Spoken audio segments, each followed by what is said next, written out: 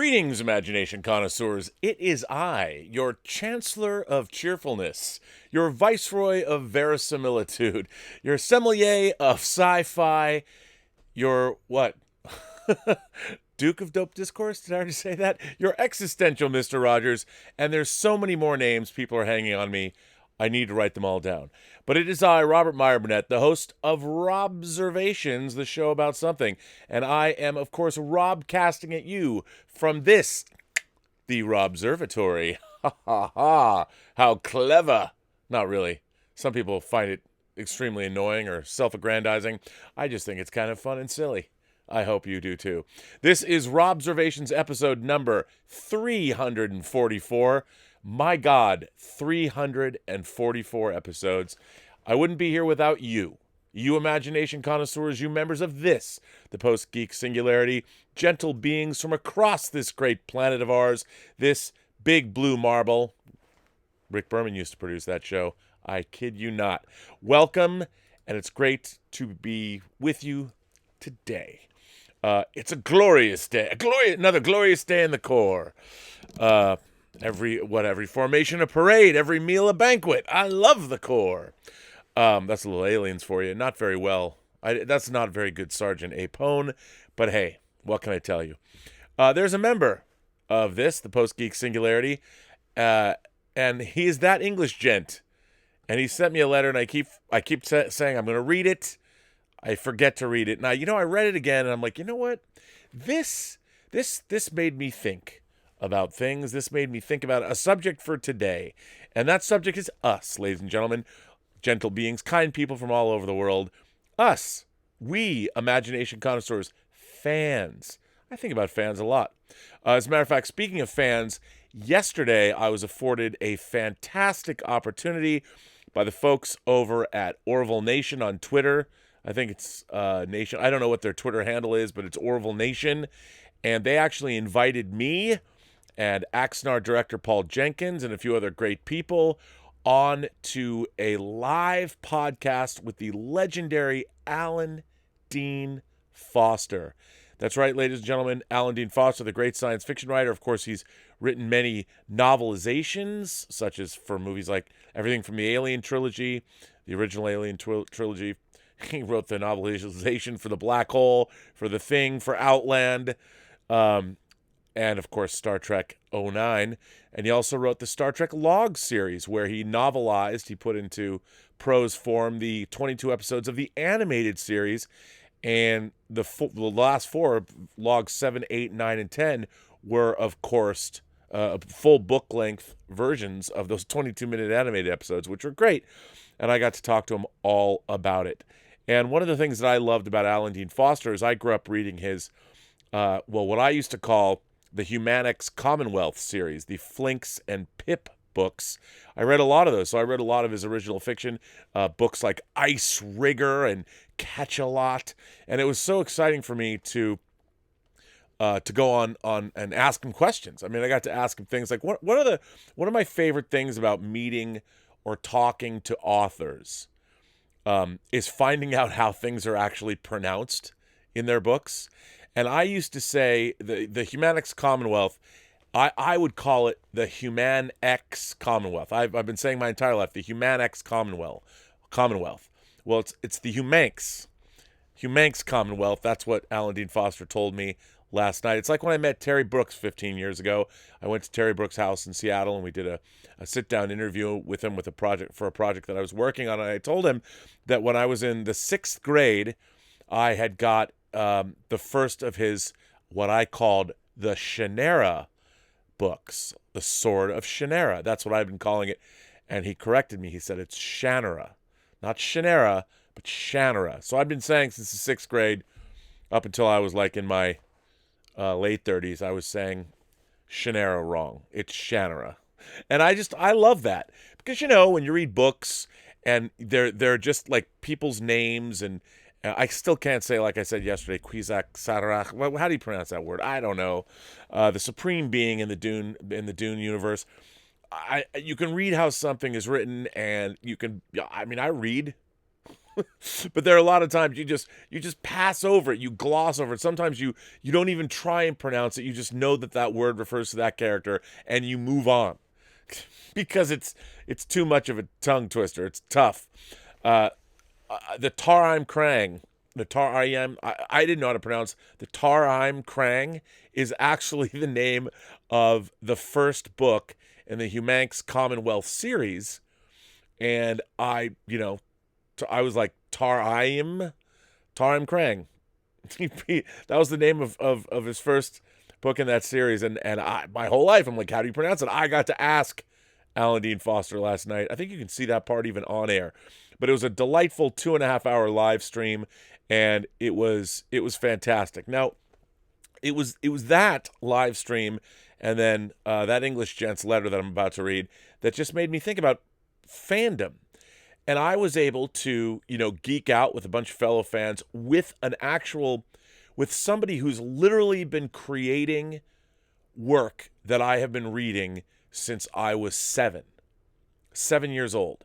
And I first started reading Alan Dean Foster's work with the Star Trek log series. And the first of the Star Trek logs came out in 1974, believe it or not, which I actually didn't know. I did a little bit of research before I was able to talk to Mr. Foster. But of course, Alan Dean Foster is credited with the story first on Star Trek the Motion Picture.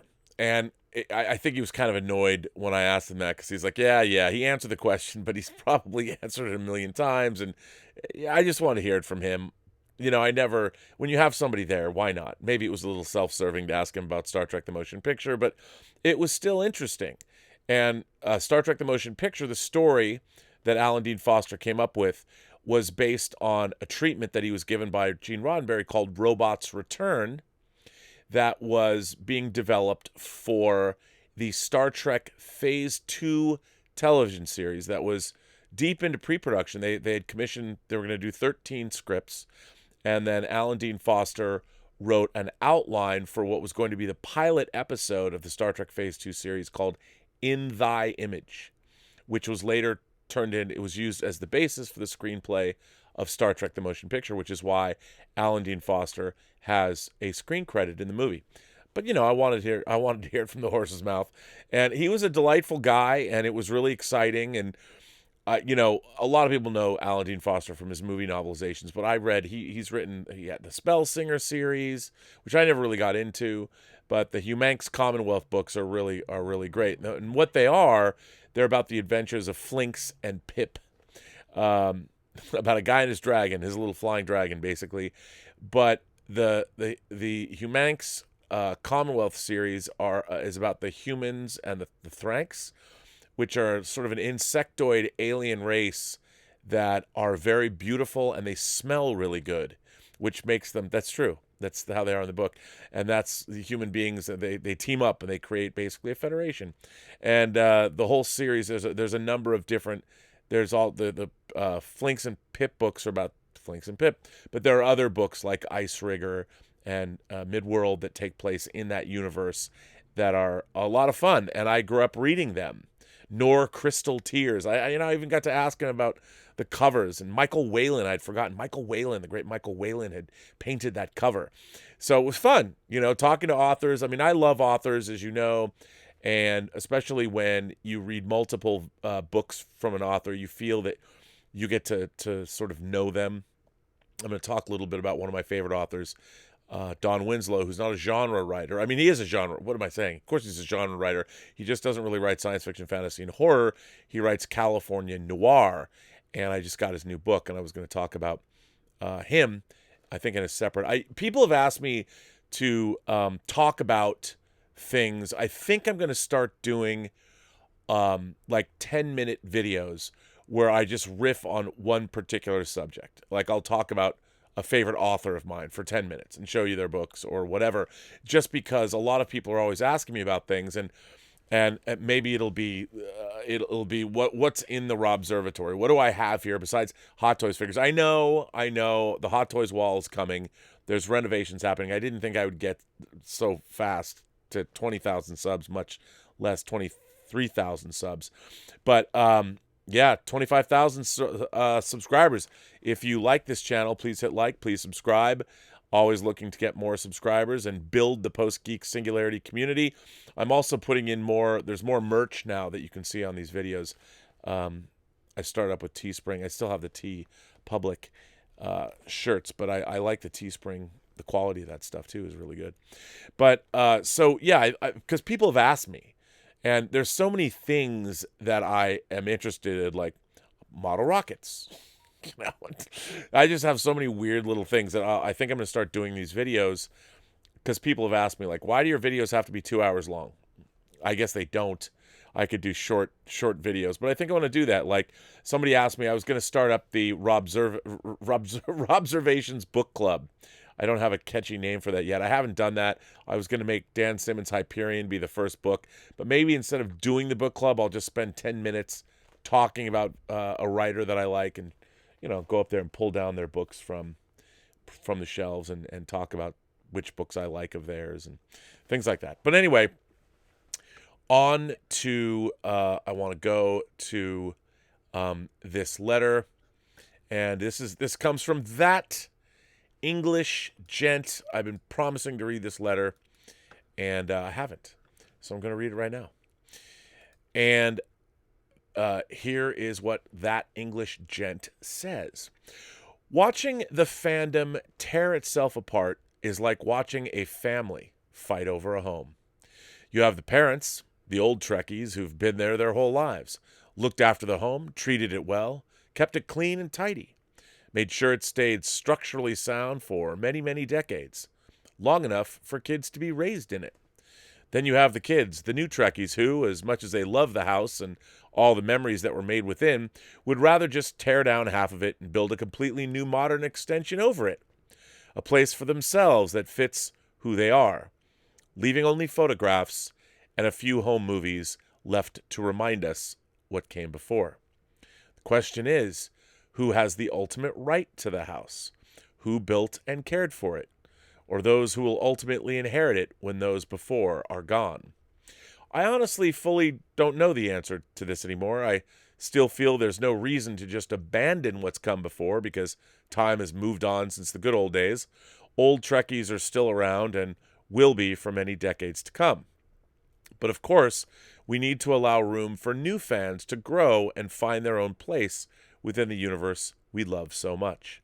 After all, if we want the story to continue, then we must save a few pages for those who've yet to learn to write the story we started for them. It's still a family story, after all. That English gent. Well, that English gent, short and sweet, and I loved this idea. It's kind of like the end of Lord of the Rings when Sam is given there and back again, and Frodo has left a few pages for Samwise Gamgee to complete the story. And I'm a firm believer in that. Like, look, what I find very interesting about modern fandom is it happens to me every day on Twitter. And believe me, it's something I definitely encourage. When I do stories about Star Trek Picard or I talk about my love of Star Trek, lately it's oh, okay, boomer, or I'm the old man, I'm the old grandfather, you know, shouting. It's so strange to me because in my mind, I still think of myself as basically like, I don't know, 25. Like one of the things that they never really tell you is that your internal perception of yourself, and I don't know, maybe this isn't entirely true, but it is for me. Basically, my interests haven't changed for my entire life. So they really haven't. I mean, I was always interested in the whole world, really, but my fandom interests, my interest in science fiction, fantasy, horror, and comics, and action figures, and model kits, and novels, and television, and movies, and all of those things, die-cast Japanese robots. And by the way, when you get into Japanese die-cast robots, there's really sort of a demarcation point. You've got the super robots of the 70s, you know, like Mazinger or Guy King or Raideen or Getter Robo or Getter Robo G. You know, there's all the super robot shows of the 70s, and then you get into the real robot shows, which is like Gundam and Macross and Dougram. You know, all the stuff that started in the early 80s and then have moved on. Saint Seiya. I mean, there's so much it just is never ending. But it was like when I was a kid, I loved Japanese super robots because that's what existed. When my parents, I didn't even know what they were. They were known as Shogun Warriors here. When we had, I didn't know the Shogun Warriors. The Shogun Warriors that we got in America when we first got the Shogun Warriors, they weren't even Getter Robo. It was the sequel. It was Getter Robo G, which I love. Poseidon. It was great. I love those. I have great versions of them now, but it hasn't gone away. Now they've just gotten more expensive. Whether it's Macross or whether it's Gundam. I mean, it's just still, they're all still here. I mean, now you can go onto YouTube and watch Gunpla videos and watch master builders. Like I always talk about Genic. I watched Genic's, master airbrush his Gundam kits. So so deep down inside, my fandom hasn't changed much. So I still feel like I'm 25, but people are noticing. I'm getting fucking old. Like I am. I'm getting old, people. I always say I'm getting old, 1 foot in the grave, but people notice. Like, you walk around, you think, yeah, man, I look just like I look when I was 25, man, even though you don't. But now I find myself like when I was a younger fan and I, going to conventions when I was 12 and through my teens and 20s, going to Comic-Con, when I first moved here, I first went to Comic-Con in 1988. That was my first Comic-Con. I just moved to Los Angeles. It was that summer, and I went by myself. I went down, and my big purchase was, I think it was 88. I went down in 88, but maybe I bought it in 89. Maybe it was my second purchase. I bought Akira, the Japanese import Laserdisc. It wasn't even in English. That was my big Comic-Con purchase. But when you would go there as a young fan, when I would talk to other older fans, because most of the fans were older, you always held them in high regard. Even when you completely objected to what they had to say. Your opinion could have been diametrically opposed to theirs, but there was never, you never fought. There was no, of course, internets back then. The internets, the web, as I've talked about before, there were BBS boards and bulletin board services. You could go talk, and then AOL, of course, brought in the Star Trek forums, which were very, very active. But even then, even in the AOL boards, you could get into art. You could get in. There were flame wars. I'm not saying, remember those kids? Flame wars. Remember getting into flame wars? I mean, that seems so cool, like flame wars on the internet. Really, it was just basically you're bitching and complaining about who believed Warp Drive did this, and you'd get in these knockdown, drag-out fights over it. And you might get in a flame war with somebody or factions of people. It was fantastic. But these days, it's really interesting because I see that there is not a lot, especially older fans are not held. Younger people have a lot less respect and tolerance of older people, at least in fan communities that I've noticed. I mean, there's definitely been a change, and I've noticed also. I went to the Evergreen State College before I went to USC, and at the Evergreen State College in 2017, there was basically, a student uprising. And a faculty member, Brett Weinstein, was sort of forced out. Great professor. But it was interesting to me because when I wanted to go to college when I was young, I wanted to go to college because of the faculty, because of the programming, and because of the environment and what the school provided in terms of both facilities, equipment, and all of those things. So it would never occur to me that I would go to college and get into a beef with a faculty member, even though I did. And I talked about it. I learned on the Academy Awards that one of my film teachers, when I was at Evergreen, passed away. And her name was Barbara Hammer. And she was a very famous lesbian filmmaker, experimental filmmaker, and she was one of the teachers when I was at Evergreen. And she and I we got into it, man. And we got into it once because I was making a presentation to my class, and you had to give a lecture. You had to give a lecture to your class. And I chose, my lecture was going to be on images in science fiction, fantasy, and horror films from the 1930s to the present. Actually, it was from the 1927 because I started with Metropolis. But I showed a lot of different images, and I made an hour-long compilation tape of scenes from a bunch of different movies. And I just played them, and the tape was sort of arranged in a semblance. There was a bunch of ideas that sort of explained why I'm attracted to science fiction, fantasy, and horror. Well, I had included a scene from The Hunger, from Tony Scott's 1983 film, The Hunger, a movie that I didn't initially love, but I've come to love it. It's one of my favorite horror films of all time. And of course, famously, there's a love scene with Susan Sarandon and Catherine Deneuve in the movie. Well, I included that in my tape. And as the lights came up, and I was about to explain after I would show the tape for an hour, and then I had to lecture for an hour. And I was sort of going to explain what everybody showed, and then I would field questions. But when the lights came up, Barbara Hammer, my faculty, my teacher, was pissed. She was pissed at me for utilizing the only love scene in my tape, my compilation tape. And this, by the way, this was in 1988. It was my junior year in college before I transferred to USC. And she was really incensed that I had included the one scene of sexuality that I included was a love scene between two women. And she thought that it was me. I mean, I hadn't heard these terms yet, but being a cis, white, straight, cis male. But it was, it's kind of funny because I helped teach aerobics back in the day at college. So I definitely looked. I had very twinkish tendencies, and as I used to like to say, I was gay adjacent. But she was very upset. I mean, as a straight man, showing this material, and she got really mad.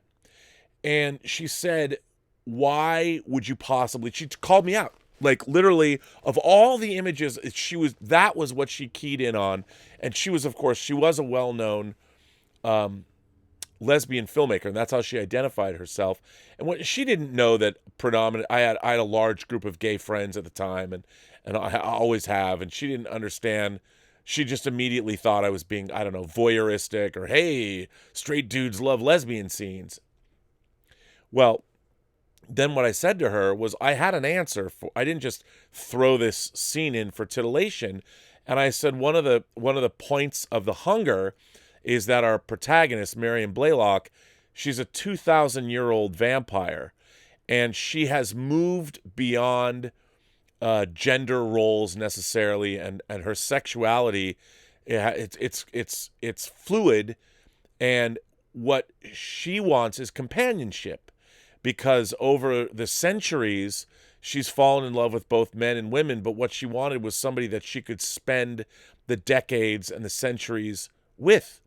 And so when you can live that long, your perception of things, and especially when you're not hampered by the sort of biological roles, child rearing, that kind of thing, traditional male female roles, when you're removed from that because you're one of the undead, that your opinions and your visions and would change, obviously, because you're going to live. She's been alive for 2,000 years.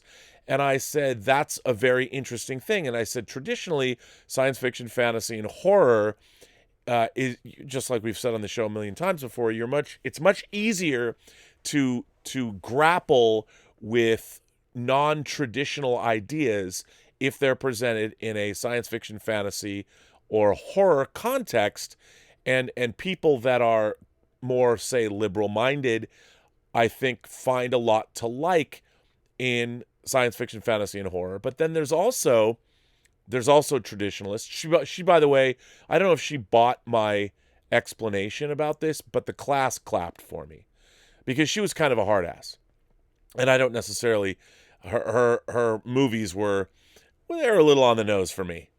But it was an interesting way where I literally was sharing my fandom and what it all meant to me to a class, and I'd never really done that before. I'd never had to like think about, and I was thinking like, what movies am I going to show clips from, and it was all pretty much classic stuff. I mean, even though The Hunger, I thought The Hunger, as far as vampire movies go, it's pretty highbrow. I mean, it doesn't get much higher brow than The Hunger.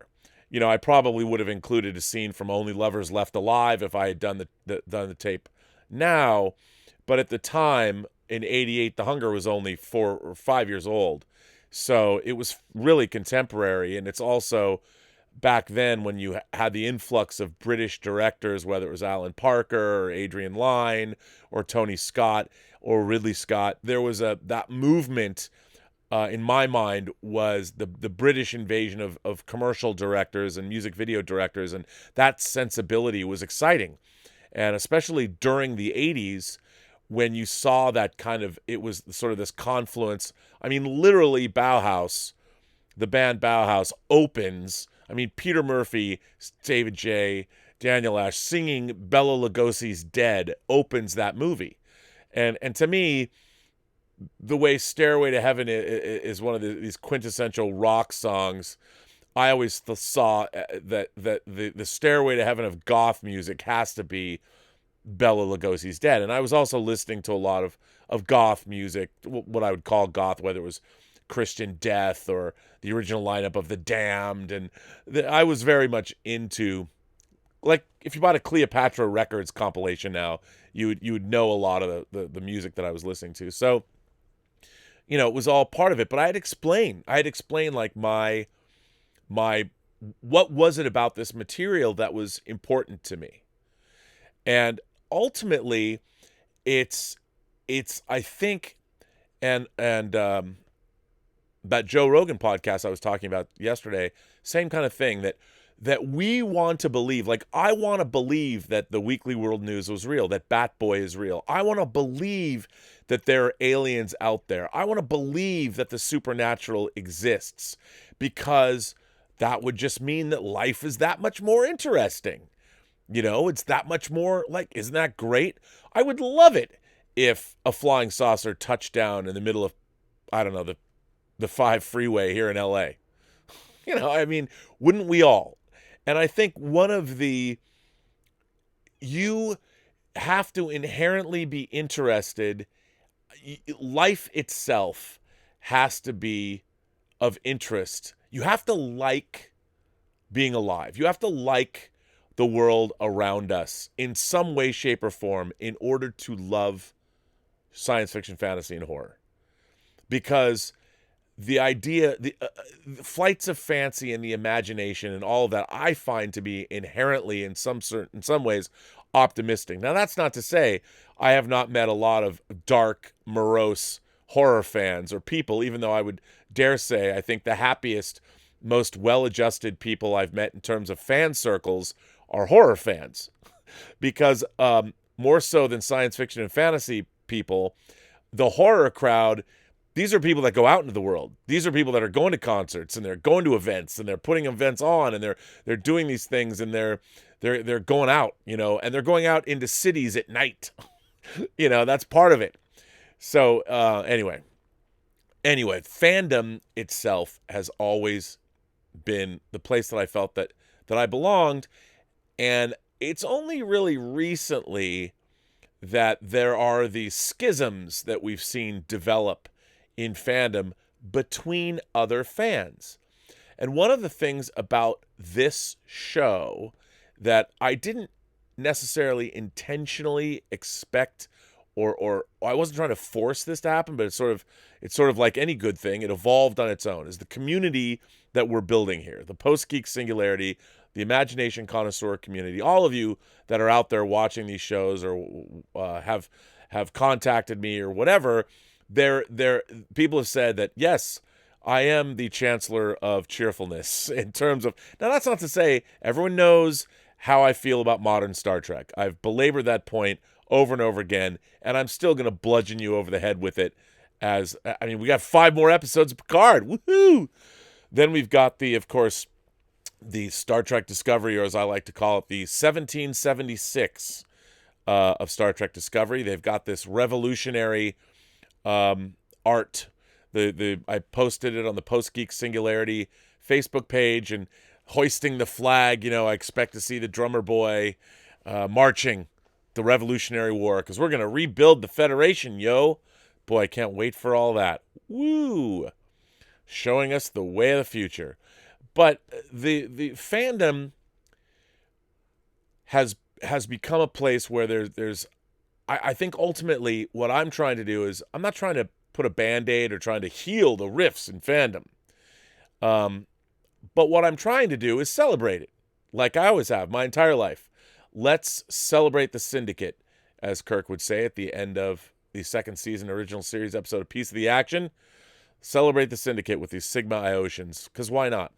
And that's what this is all about, because if you love this stuff, doesn't matter what you love. Doesn't matter how old you are. If you grew up reading the Harry Potter books and watched all the Harry Potter movies, if you love the Hunger Games, if you love D&D, if you love Lord of the Rings and Star Trek and Battlestar Galactica and Star Wars, Space Above and Beyond, The Expanse, Gerry Anderson shows, Buffy, whatever your thing is, whatever your jam is, you're all welcome here. And that's kind of what this show is all about, and what the community is here. It's all about. At least that's right. Or if you like, kaiju, look at that, kaiju movies, whatever. There was clips popping up on my YouTube feed today from Godzilla King of the Monsters. Let me tell you, man, I love Godzilla King of the Monsters. Even then, there's people like, yeah, it sucked. That movie's great. I love it.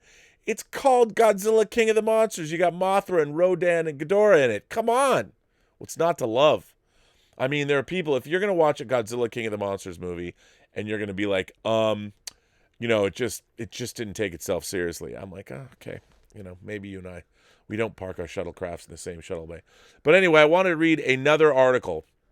And this article is in GQ of all places, and it's from 2016. 2016. And here it is.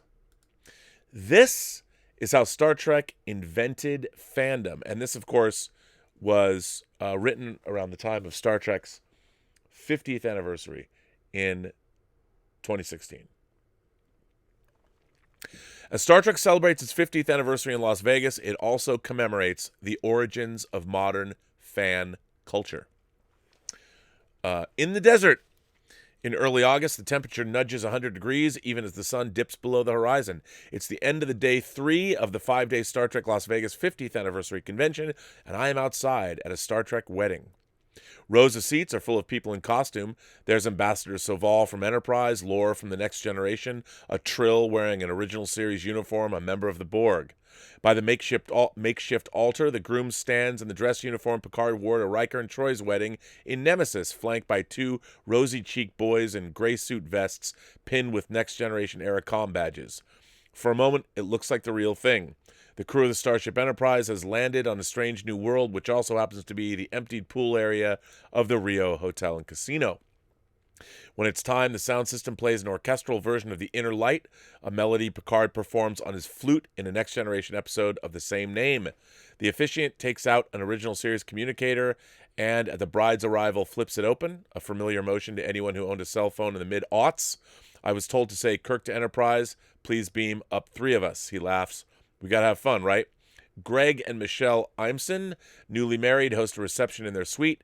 Figurines of Riker and Troy crown the cake, and cupcakes are dotted with Starfleet insignias. Greg shows me his wedding band, a starboard side view of the Enterprise engraved on the outside. At the clinking of plastic cups, Gage Lusink, one of the gray-vested boys at the altar, and Michelle's 7-year-old son, begins his toast. May my mom and dad live long, and he fumbles on Prosper. One guest teases him. Prospect, like for gold, but Gage recovers ably. Long live my mom and dad's love. This is what Star Trek fandom looks like a half-century out. Dizzyingly diverse, good-willed, extraordinarily, if inadvertently influential, equal parts goofy and moving. But conventions like weddings are expensive and labor-intensive events that paradoxically celebrate something freely and effortlessly given: affection. Star Trek Las Vegas is perhaps the largest meeting of pop culture's most famous fandom, and certainly its priciest. The questions hover above the convention like a cloud of tachyon particles. To whom does Star Trek really belong? How much exactly is that worth? With 50 years and just under 5,500 or 550 combined hours of television and film to reckon with, Star Trek, like the curvature of the Earth, is a phenomenon almost too big to notice, much less consider in full. The franchise created the template for fandom, transformed sleepy science fiction get-togethers into celebrity-driven media events, pioneered the licensing merchandising operation that make tentpole movies from Star Wars to Spider-Man possible, and anticipated, even inspired, the creation of future technologies. Star Trek invented nerd culture as we know it today. The first episode of Star Trek, what fans now call the original series or simply TOS, premiered on September 8, 1966 on NBC. Gene Roddenberry, the former Air Force pilot turned LAPD beat cop turned television writer, promised network executives a kind of space western.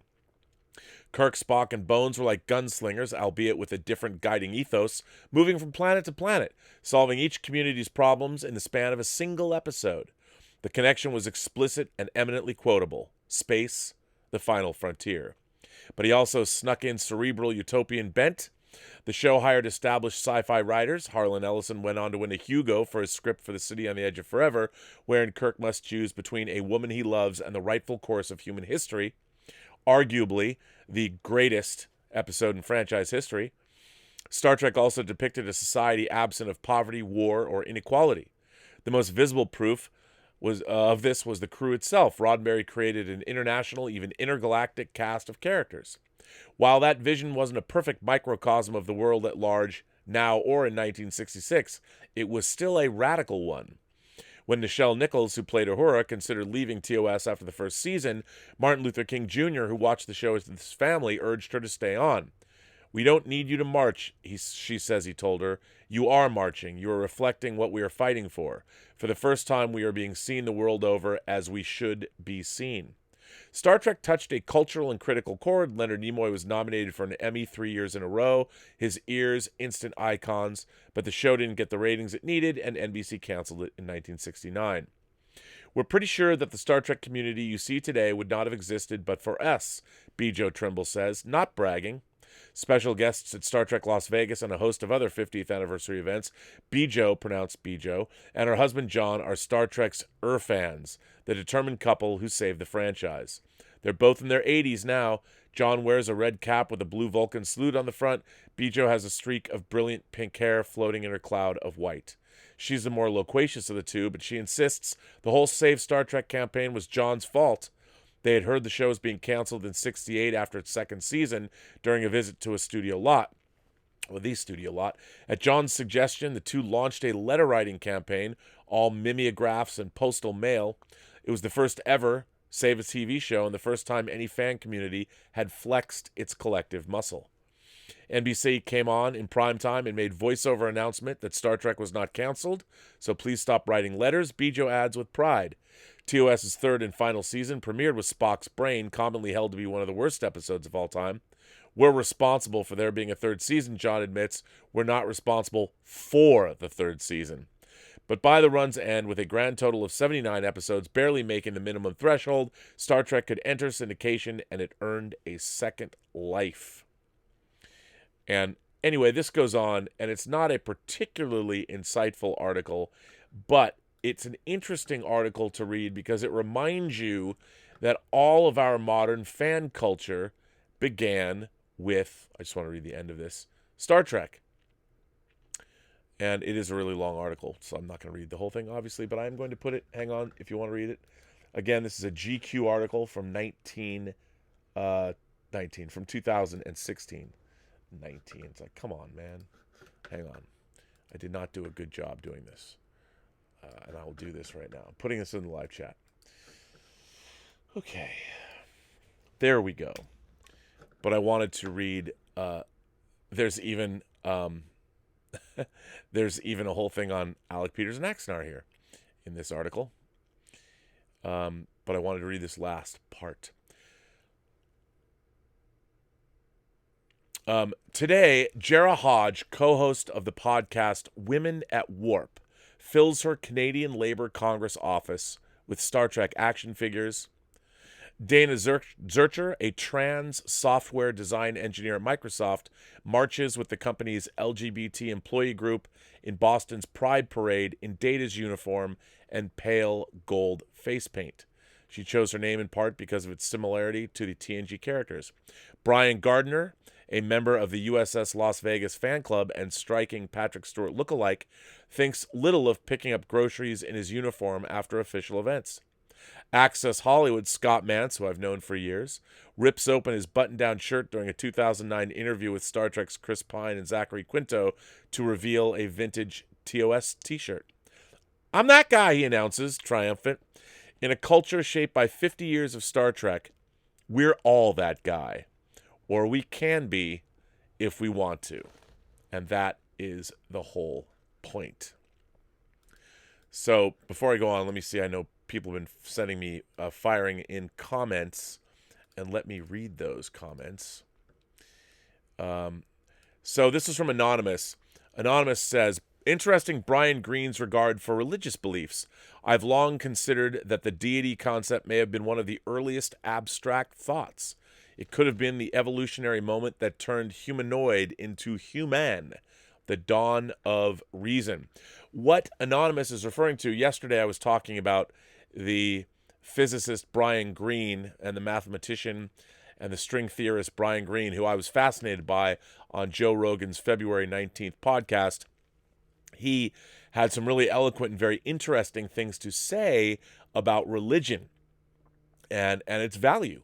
And again, I hadn't really considered it as much, and very much worth listening to. And yes, Brian Greene did talk about the importance of religion and what it actually means beyond just believing in a deity. And it was really interesting, and I really encourage everybody to go watch that podcast. It's 2.5 hours. It's very thought-provoking.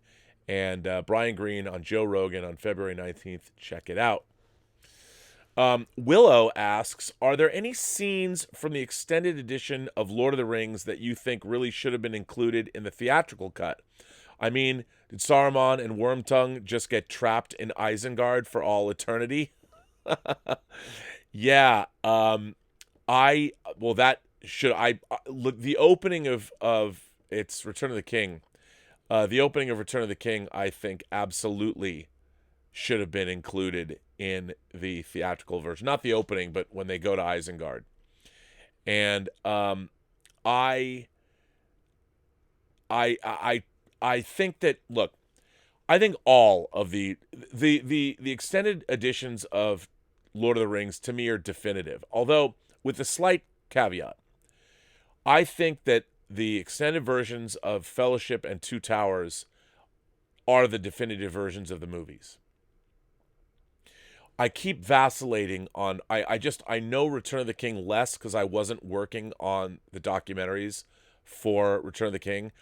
I watched Fellowship and Two Towers. I can't even begin to tell you, because when you were editing pieces and you're using clips from those movies, we had them for a year before anybody else did, the extended versions, and we watched them, and you were watching them all day long, and sometimes I just stop and watch it again as I was editing.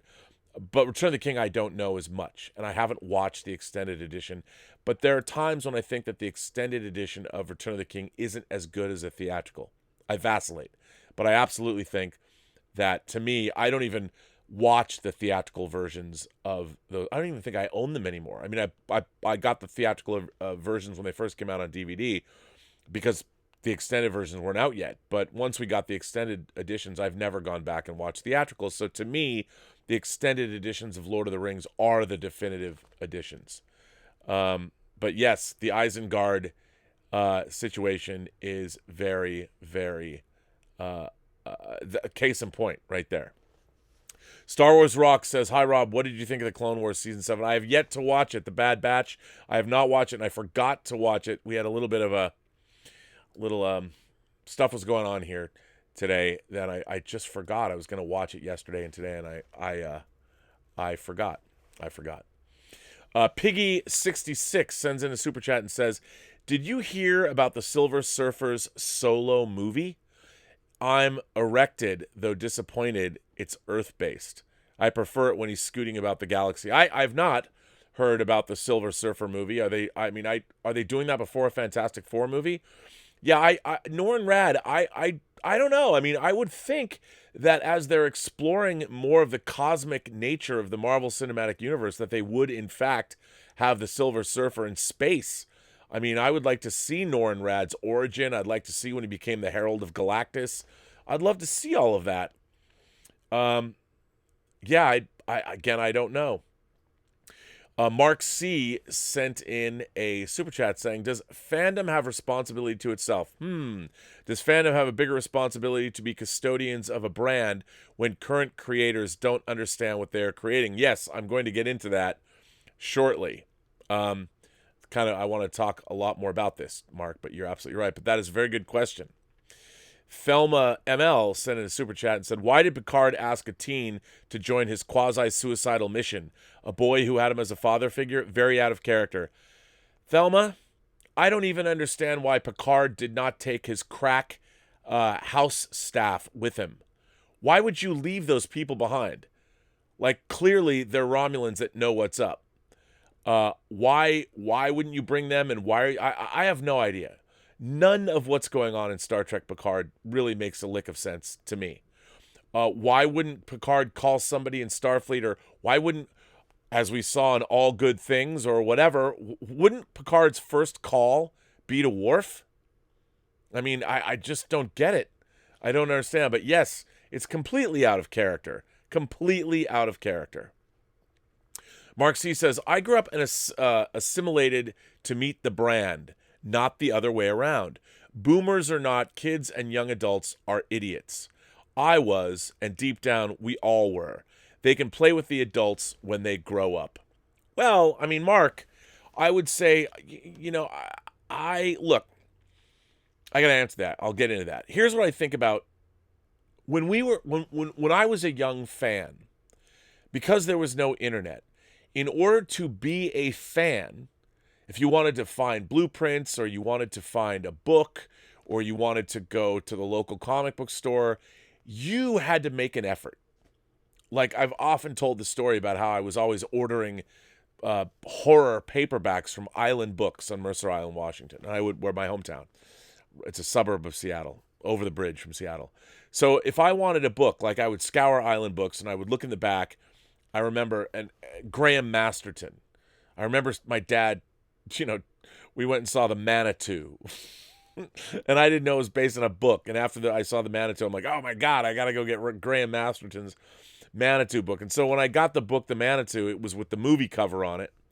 But in the back, they had ads. I think it was, I want to say what was it? What was actually,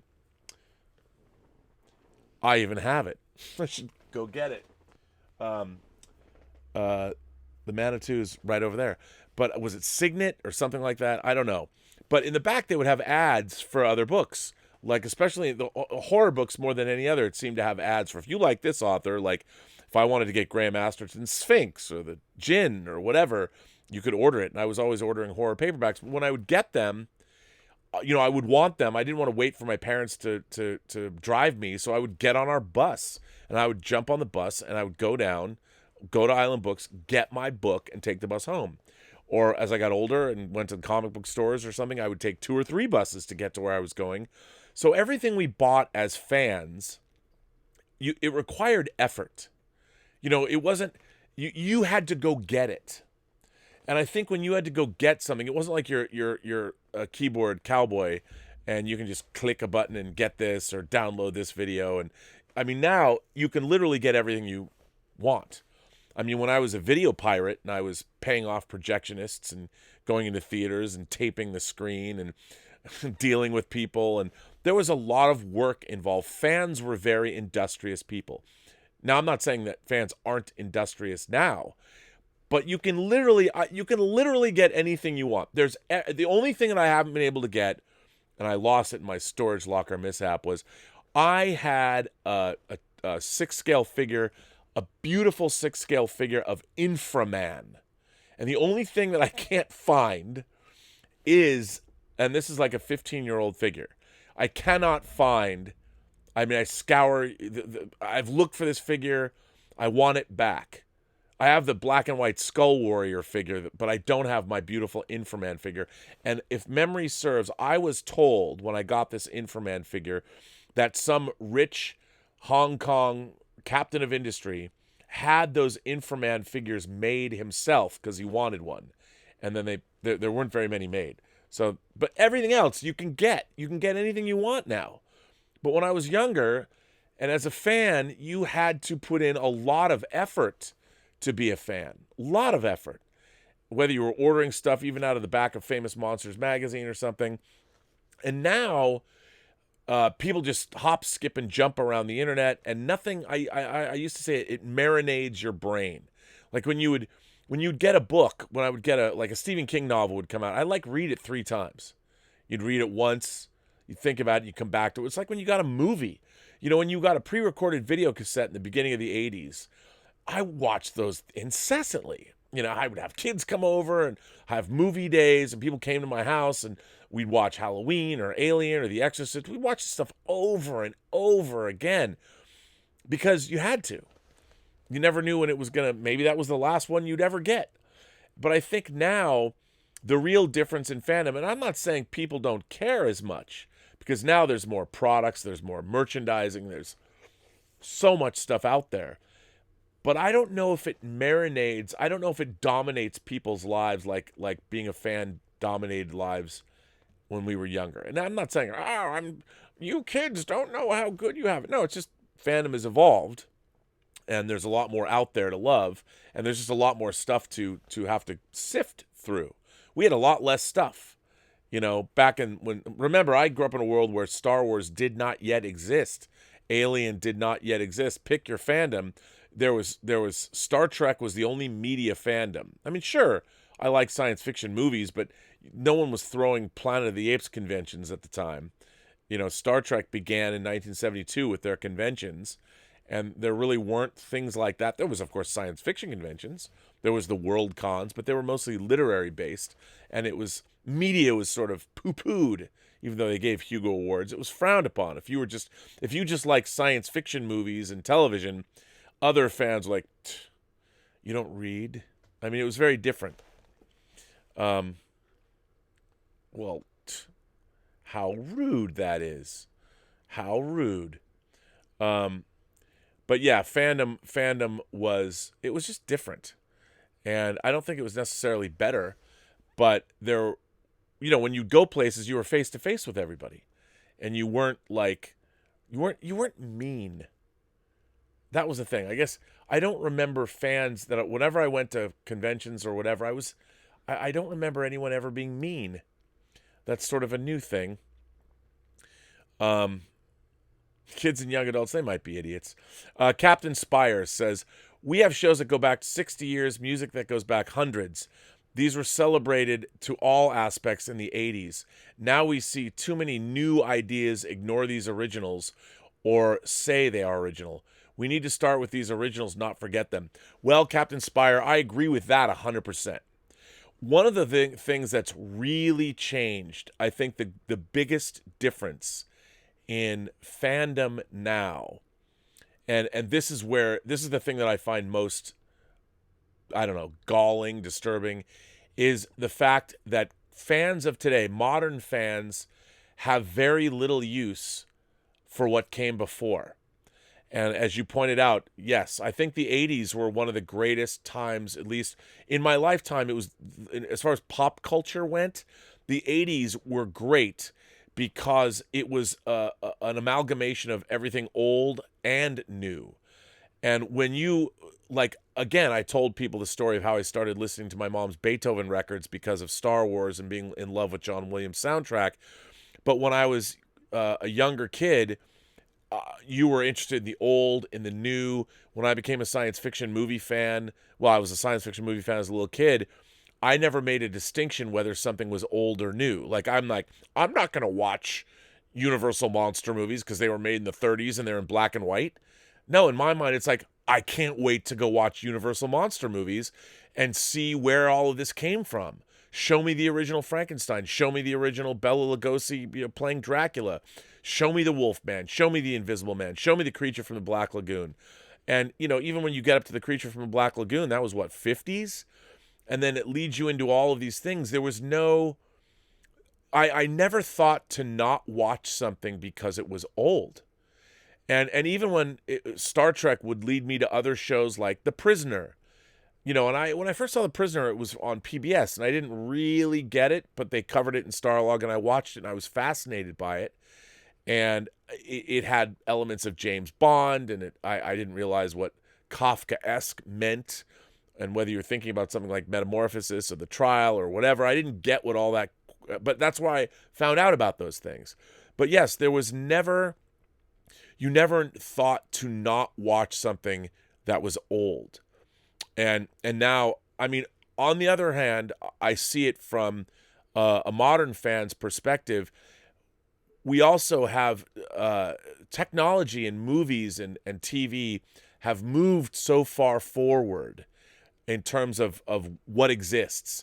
And I've said on the show a million times, if you're a kid that grew up in a world where Jurassic Park already existed, it's going to be really hard for you to go back and watch a Ray Harryhausen movie, The Beast from 20,000 Fathoms, or any kind of stop motion. As much as when I was growing up, I loved Jason and the Argonauts. I loved fighting the skeletons at the end of that movie. It was the best. But if you're a kid today that's grown up with modern visual effects, I think it's exponentially harder for you as a younger fan to go back and get something out of those old movies, because there's just too much of a chasm now between modern fantasy filmmaking and fantasy filmmaking, say, of the 40s. Like, I used to love the Thief of Baghdad, for instance. I marveled at that when I was a kid. I loved the Thief of Baghdad. But when you go back and you try and watch, I can't imagine, unless you've indoctrinated your children, the sort of the homeschooling in terms of what they can see, and you don't take them to modern movies and you're like, well, you're not going to get to go see Will Smith in Aladdin until you watch The Thief of Baghdad first from the 40s. I get that. The world we live in is very different. And I think as fans, as older fans like myself, I think we have a responsibility to understand how the world has changed and evolved. And one of the things I love about going to Comic-Con is you see multi-generations of families there, which is great. You see young babies, infants, or young kids with their older siblings and then their parents. You'll see 3 generations. I've seen grandparents with whole families, and sometimes they're cosplaying a whole family, And I think that's great. Now, we can't expect, we older fans, we can't expect the young whippersnappers to come to fandom the way we were. I couldn't even demand of younger fans that you need to, before I see you as a valid fan in my eyes, you need to go back and you have to watch these approved movies that I tell you to watch. Because that's never going to happen. Because as I've talked about, pop culture has a shelf life of 20 years. I think anything beyond 20 years old, it's a lot to ask, especially now when there's so much new content coming out. Now, it's really cool when you go back and you listen to music. I don't have a lot of use for a lot of modern music. I don't follow producers anymore. Trevor Horn was one of my favorite producers of the 80s. He had ZTT Records, and I used to follow anything that ZTT put out. Now, that doesn't mean that I don't like certain people. I find Billie Eilish's brother Phineas a very interesting person, and I like watching him talk about how he produces and where he came. He came from this musical family, and I think that the Eilish or Phineas, whatever their real last name is, they're a musical family, and they're a force to be reckoned with, because they're creating their own material. They're their own authors, and I think that's something that's really important, and I like that. I think it's good. But I don't expect modern fans. What I do expect, though, and I find this a problem with our culture, I think, as a whole, is there isn't an inherent understanding. Like, I knew that there were fans before me, and I knew that there was so much work that was done before I was even born that was valuable. And watching where we came from and how we got there, and filling in those missing pieces, were all part of my experience as a fan. And one of the things that happened in my life is these cornerstones of fandom. I got to be there at ground zero, Star Wars, of course, being the biggest one. And it's really interesting. It's hard to ever convey. If you weren't alive when Star Wars came out, it's hard to convey. I was 10 years old when Star Wars came out. It's very difficult to convey what it was like to live in a world where Star Wars didn't exist, and then to have it come on as I was a hardcore science fiction, fantasy, and horror fan in 1977. And when I saw Star Wars when it came out, it changed my life, because it opened up, it expanded what was possible. Audiences didn't even know Star Wars, a movie like Star Wars, could even exist. You literally were seeing something that was so far beyond anything. If you were a science fiction, fantasy, and horror film fan, and you like Star Trek or anything, when seeing Star Wars was like getting that burning bush. It was like Moses coming down with the stone tablets. I mean, it really was that much of a ground zero. And then after Star Wars came out, those kept happening. 2 years later, Alien, another ground zero moment, a moment nothing like Alien had ever been seen. And remember, before Star Wars, there was The Exorcist and Jaws, not science fiction, but in terms of the cinematic experience, specifically the genre experience. One of the things about The Exorcist, of course, we'd had movies like Rosemary's Baby, and we'd had horror films that were set in the real world. But The Exorcist, and then a year later, Texas Chainsaw Massacre came out, of course, on the heels of movies like Night of the Living Dead. But the thing about The Exorcist that also, which it was so transcendent, not just how explicit it was, but the fact that it was so firmly grounded in the real world, and this extreme horror. And watching this, and of course, right on the heels of the American pullout of Vietnam, and what we were seeing Americans in body bags.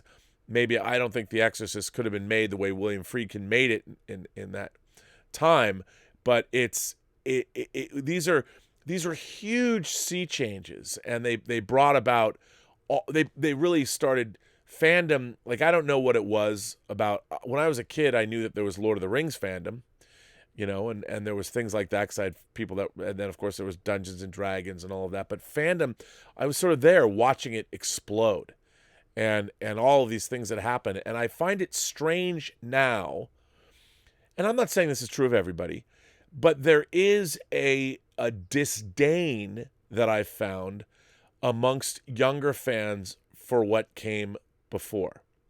And there is an inability of people to try and put themselves in the headspace of appreciating what it was like when these movies first came out. And I get it, man. Even Planet of the Apes. Planet of the Apes was a huge part of my childhood.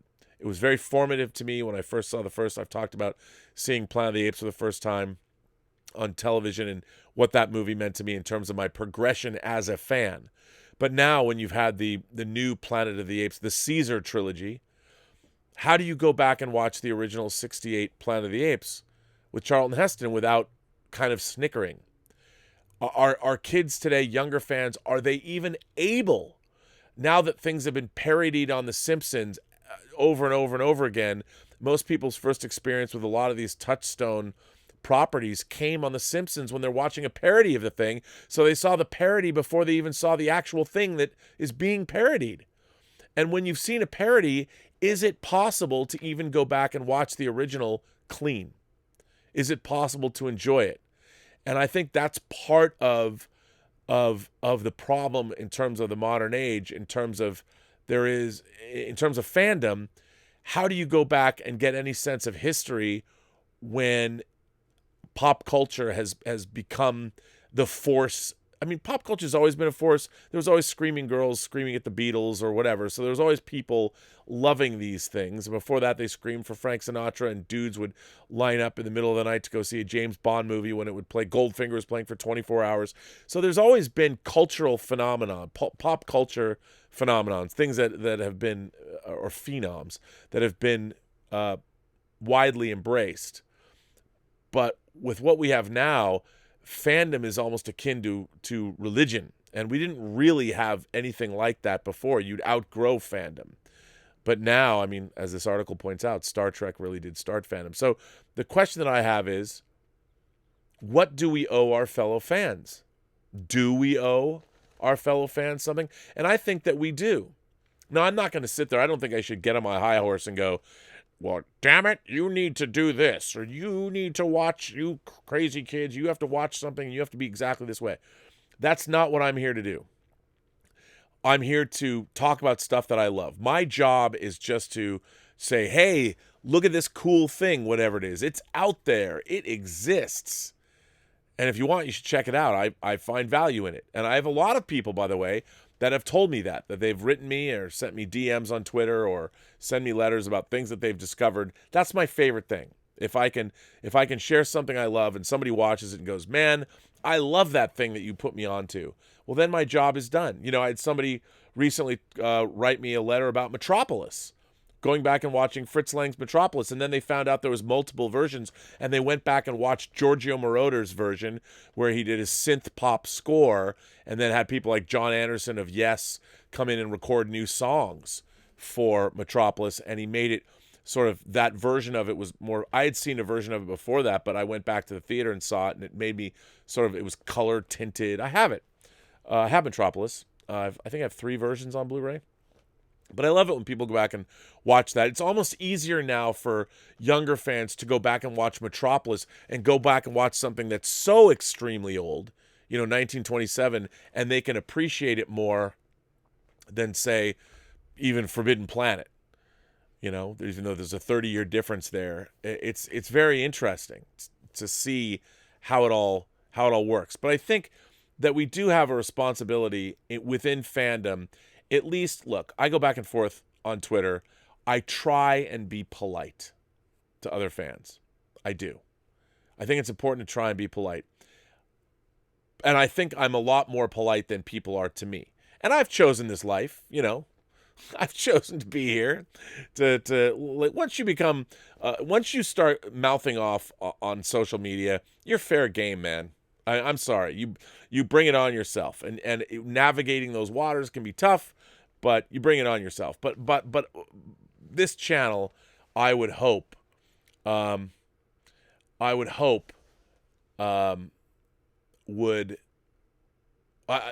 trying to at least, you know, create a community of people that are having a good time together. And I try and help people have a good time. And my hatred of modern Star Trek is almost tongue-in-cheek. Not quite. It's almost tongue-in-cheek, because I actually think what's happening with Star Trek is, in a way, dangerous. I do. I think that there is a certain, this idea that you can be reverential, whether it's showing respect to adults, whether you're showing reverence to art.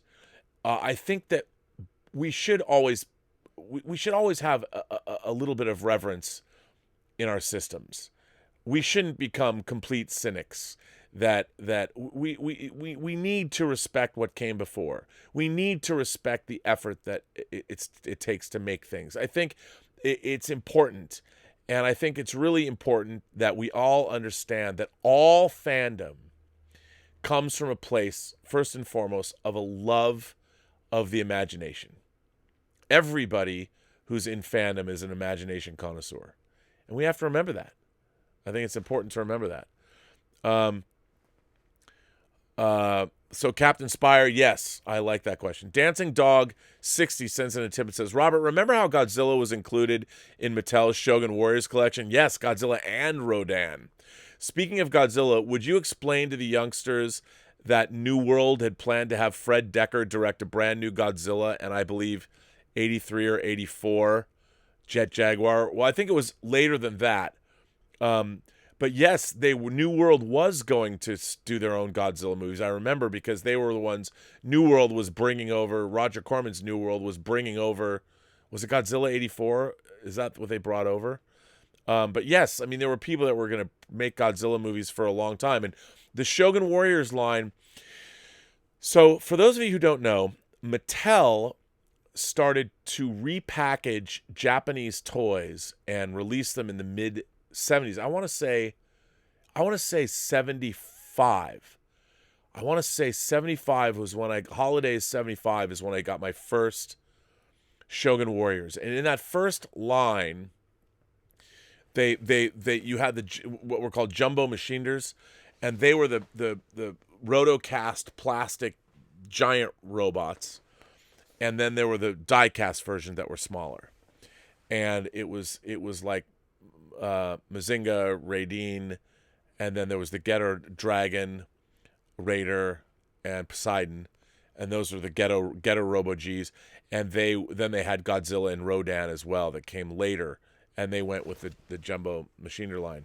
And so and they called them Shogun Warriors. I don't know if James Clavell's Shogun had come out, but it really was interesting that they didn't even bother to try and explain what they were. And it was funny because they were based on cartoons, animated shows. Like, of course, we saw animation, whether it was G.I. Joe or whether it was He-Man. They sold a lot of toys in the 80s. But when Mattel brought over the Shogun Warriors to America, other than Godzilla and Rodan that everyone already knew, the actual Shogun Warriors themselves were all based on animated cartoons that had lots of episodes, but nobody brought them to America until later under the Force 5 banner. And there was a guy had repackaged those and as Star Vengers, and there was their Grandizer, but they weren't until after the Shogun Warrior toys had been here, which was sort of interesting. Calvini sent in a tip and said, "Who is your favorite silent movie actress?"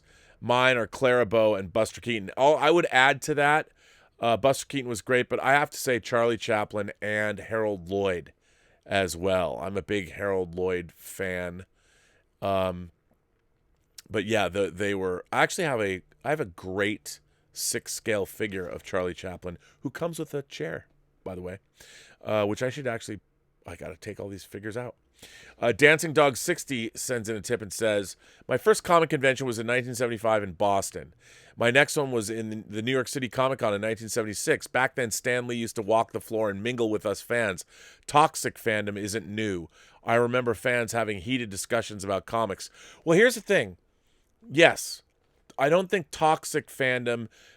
fans always yelled and screamed at each other. We always had arguments. But I don't think that there was... I don't remember it ever being mean. Maybe that was because I was younger. But I remember having lots of heated discussions with people. But people... maybe it's me looking back with rose-colored glasses, but people just weren't... They weren't mean to each other. But maybe that's just me. Anthony Gonzalez sends in a tip and says, "So cool that Alan Dean Foster tried to fix Planet Killer Base and make it scientifically believable." Oh my God. It was fantastic. Alan Dean Foster tells the story of when he was writing the novelization for The Force Awakens.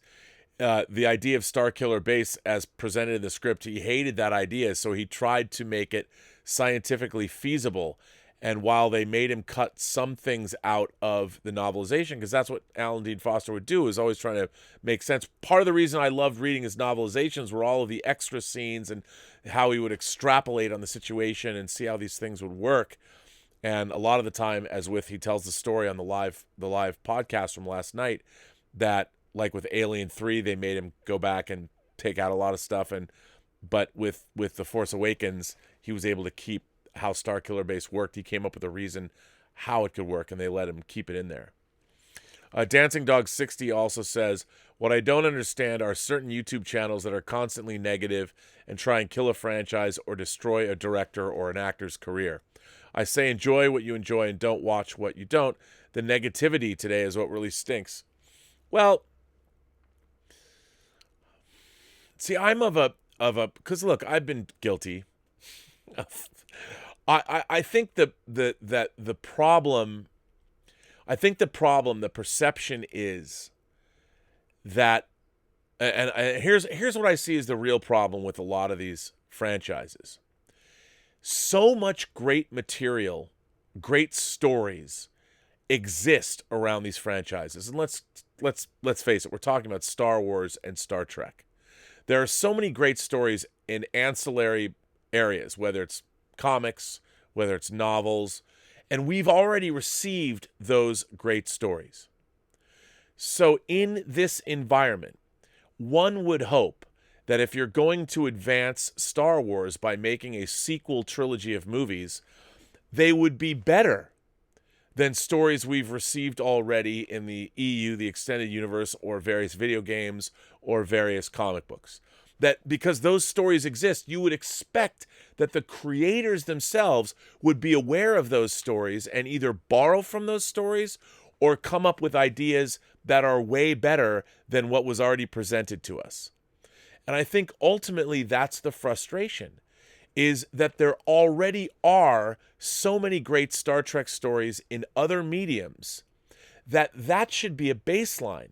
So for me, I know that as a Star Trek novel fan, there are so many great Star Trek novels that could have been the basis for movies that I wonder, well, like when someone goes and adapts a book, and the Marvel Cinematic Universe, I think, has worked as well as it has worked. And people will say, well, I know that there are certain detractors, but as far as the Marvel Universe is concerned, they've done a really great job, I think, of being custodians of their material. They've gone back into the comics to inspire them.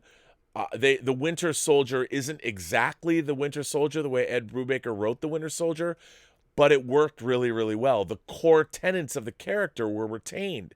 This, Bucky Barnes turned into an assassin that's fought out every couple of years to do a mission, then put back on ice. All of that was right out of the comic book. And I think the problem is that we have these fan bases that have read the books, that have read the comics. They've lived with these characters and contemplated these things for so long that if you're not given A-list material, the question is asked by the fan community, what the fuck were you doing? They gave you keys to the kingdom. They gave you $200 million to make a movie. So you damn well better make a movie that's at least as good as all of these stories that we've been given over the last 30 years. EU stories or whatever. And when we're given stories that are half-baked and make so little sense, we have no choice, if you're a lifelong fan, going, why are you shoveling the shit our way? Why not do your goddamn homework? And I think ultimately that's what's so irksome.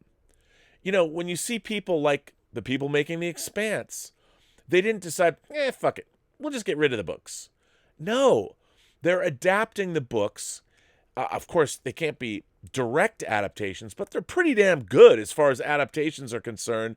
If you're looking at source material and then how the showrunners have come on and adapted the source material, it's really good.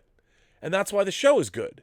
So you're watching the show and you don't sit there and ask yourself throughout every episode of The Expanse, you're not going, wait a minute, I've been watching Star Trek for 50 years, and I know that the Romulans and the Klingons have had both good times and bad times between them. They've collaborated, they've shared technology, a civil war was fought because of Romulan meddling.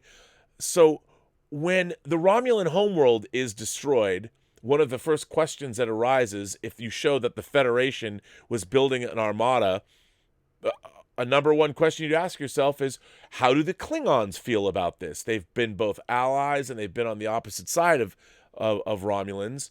So when you're watching a Star Trek Picard show that is steeped in a situation about the Romulan Star Empire, you've got to, as an astute viewer, you're like, well, wait a minute, where are the Klingons in all of this? And the fact that, don't tell me, well, you know what, we're only halfway through. No. These are foundational issues about the story that you're telling. And then people come to me and go, wow, Rob, not everyone knows Star Trek as well as you do.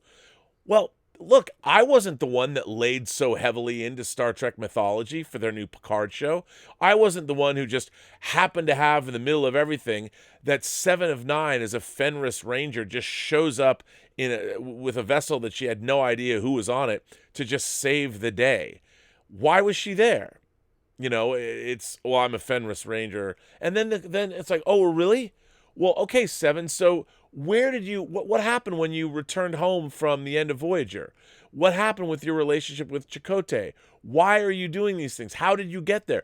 Just by adding these elements, you bring up dozens of questions that astute viewers, which is your core audience, are going to want to know. And when you don't answer them, it seems to me that the people that are making these shows aren't doing their job.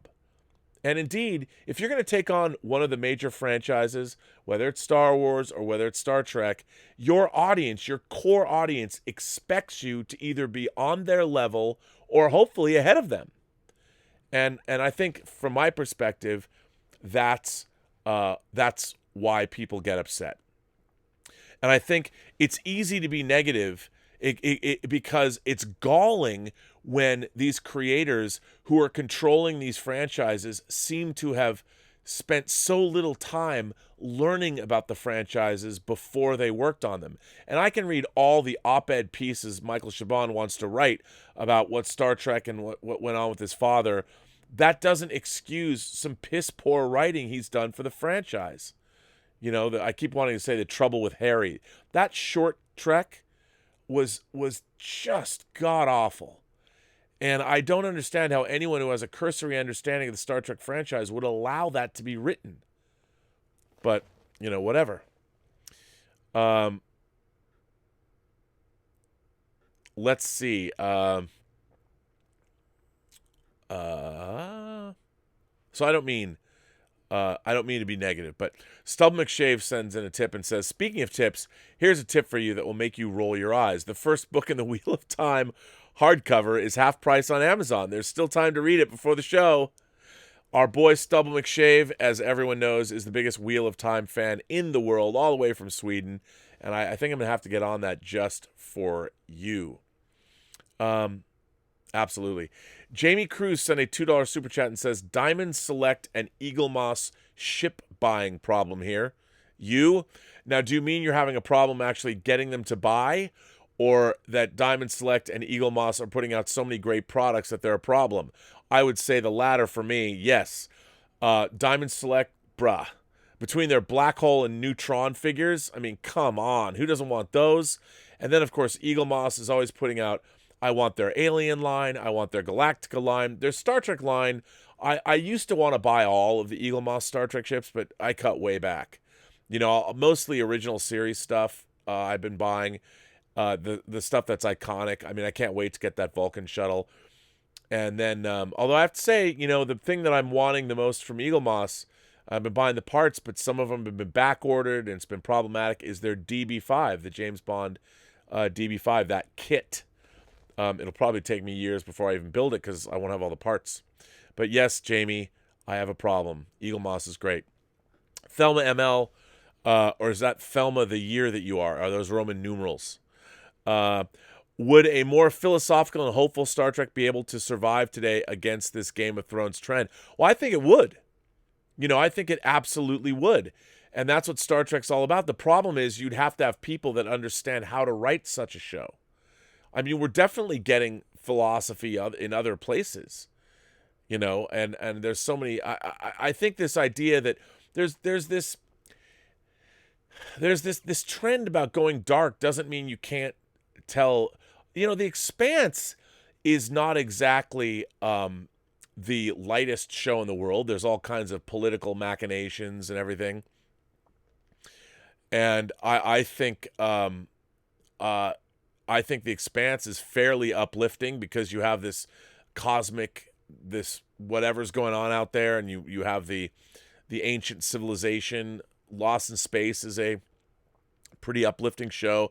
I think absolutely Star Trek could be. It's all about how it's written, So I think it is. I think that the people writing it don't want to do that. They want to look at all these other things, and we have to make it more like, you know what they're trying to make? You know what? Someone said, I think Darren Dockerman said this to me, that these cool kids that never liked Star Trek growing up have now found themselves in control of this nerdy franchise, and they're trying to make it cool by taking all the elements of cool shows. Like Battlestar Galactica was, even if you're not a fan, is still seen as being cool.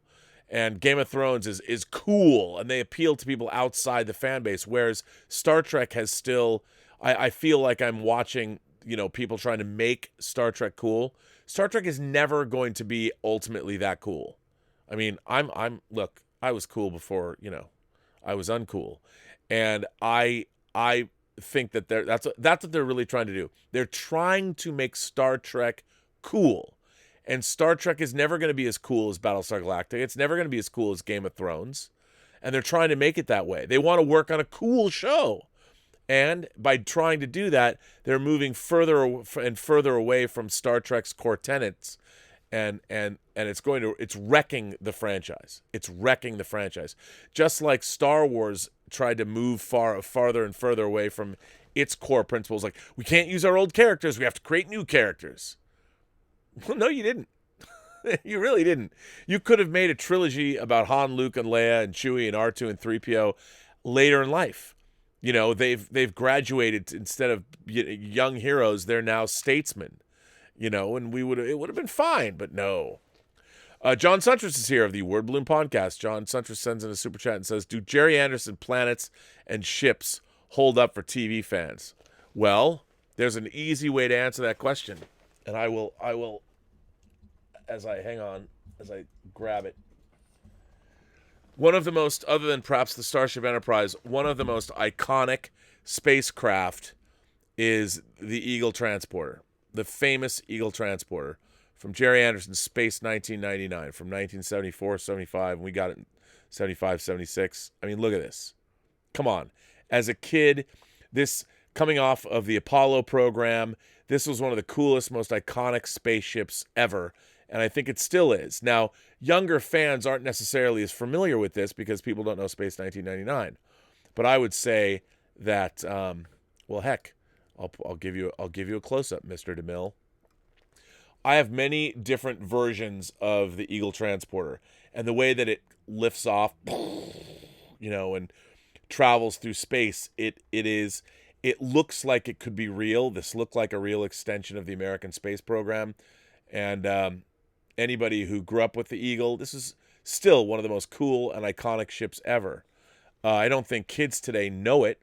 I think once you have seen it in action in the show, you can't not love it. So yeah, and look, as a Gerry Anderson fan, UFO, the Thunderbirds, Captain Scarlet, Joe 90. We've seen the new Thunderbird show where they've updated the Thunderbirds, but I think in a very respectful.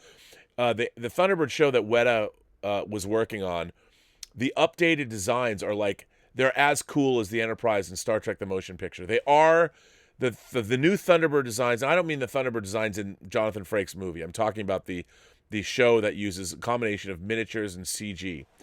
I think that those designs are iconic. I mean, I'm surrounded. I've got the original Thunderbird 1 over there. I'm surrounded by those designs. I think they're still iconic, and they still work.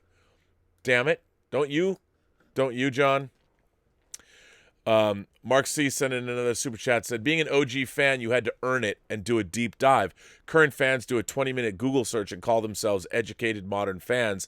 This is how we get modern, senseless science fiction and fantasy." Well, Mark, I agree with that, but I would also like to point out that a lot of new fans that are playing D&D and all kinds of role-playing games and get into MMORPGs and Warcraft and things like that, people, man, they're into it, and they have earned it. They do those deep dives, and they know all of that stuff. I mean, I've always wanted to play EVE Online, just because I would read these stories about how there was some giant event in cyberspace in a game like EVE, and thousands of people lost thousands of real dollars worth of ships. I'm like, man, I want to get in on that. But I find trying to jump into things like even Star Trek Online just to be daunting. But no, I think that is a problem. I think, though, that a lack of education and understanding, and not only that, I think the real problem is that people don't even feel the need that they need to be educated. And the more you know about something, the more you can love it. It's like going to a concert. I always equate it to going to a rock concert. You go to a rock concert and you know a couple of a band's songs, and you're there to see a concert that could last 2 hours or 2.5 hours. It's always better as a concert goer if you know the band's discography. If you go to a concert and you really love that band, because when they play songs that you love and you know what the playlist of the concert is, it's always more gratifying. Like, I'm a huge Prince fan, so whenever I'd go see Prince, when he would bust out some obscure stuff or B-sides, I'd go bananas. It just is. I think knowing more about anything enriches your life. I think it absolutely does. But I think that, there's a lot of senseless, but modern science fiction and fantasy. But I also think that when you do see a science fiction movie, whether it's Children of Men or Her or Moon, those films are 3 movies, or Sunshine. I know a lot of people liked Annihilation. I didn't like it that much. Or Ex Machina. I think everybody responds to well-written and heady genre fare. If you're a total gorehound or you're philosophical about your horror, I think that there's a lot to find in both, say, Hellraiser and Reanimator for you as a horror fan, because they work on many different levels. So I think the smarter you are about genre fandom, the better off you're going to be.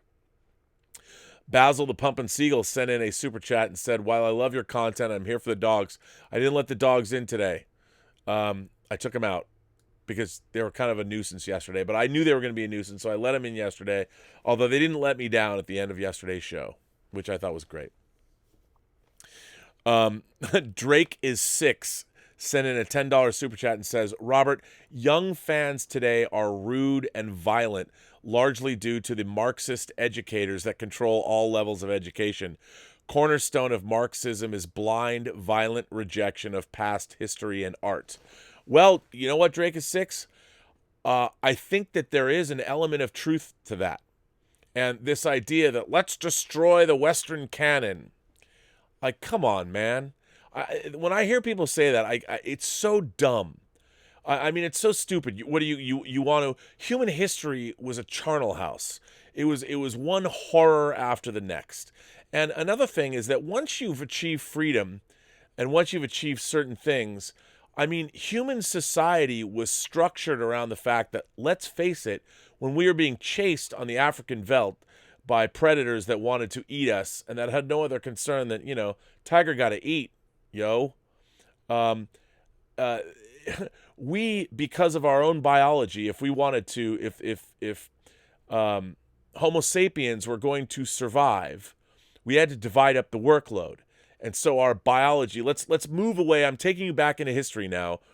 I'm not talking about how you gender roles in terms of today. I'm talking about the fact that women had to bear children and men had to protect women while they were bearing children by getting food and shelter and all of those things situated.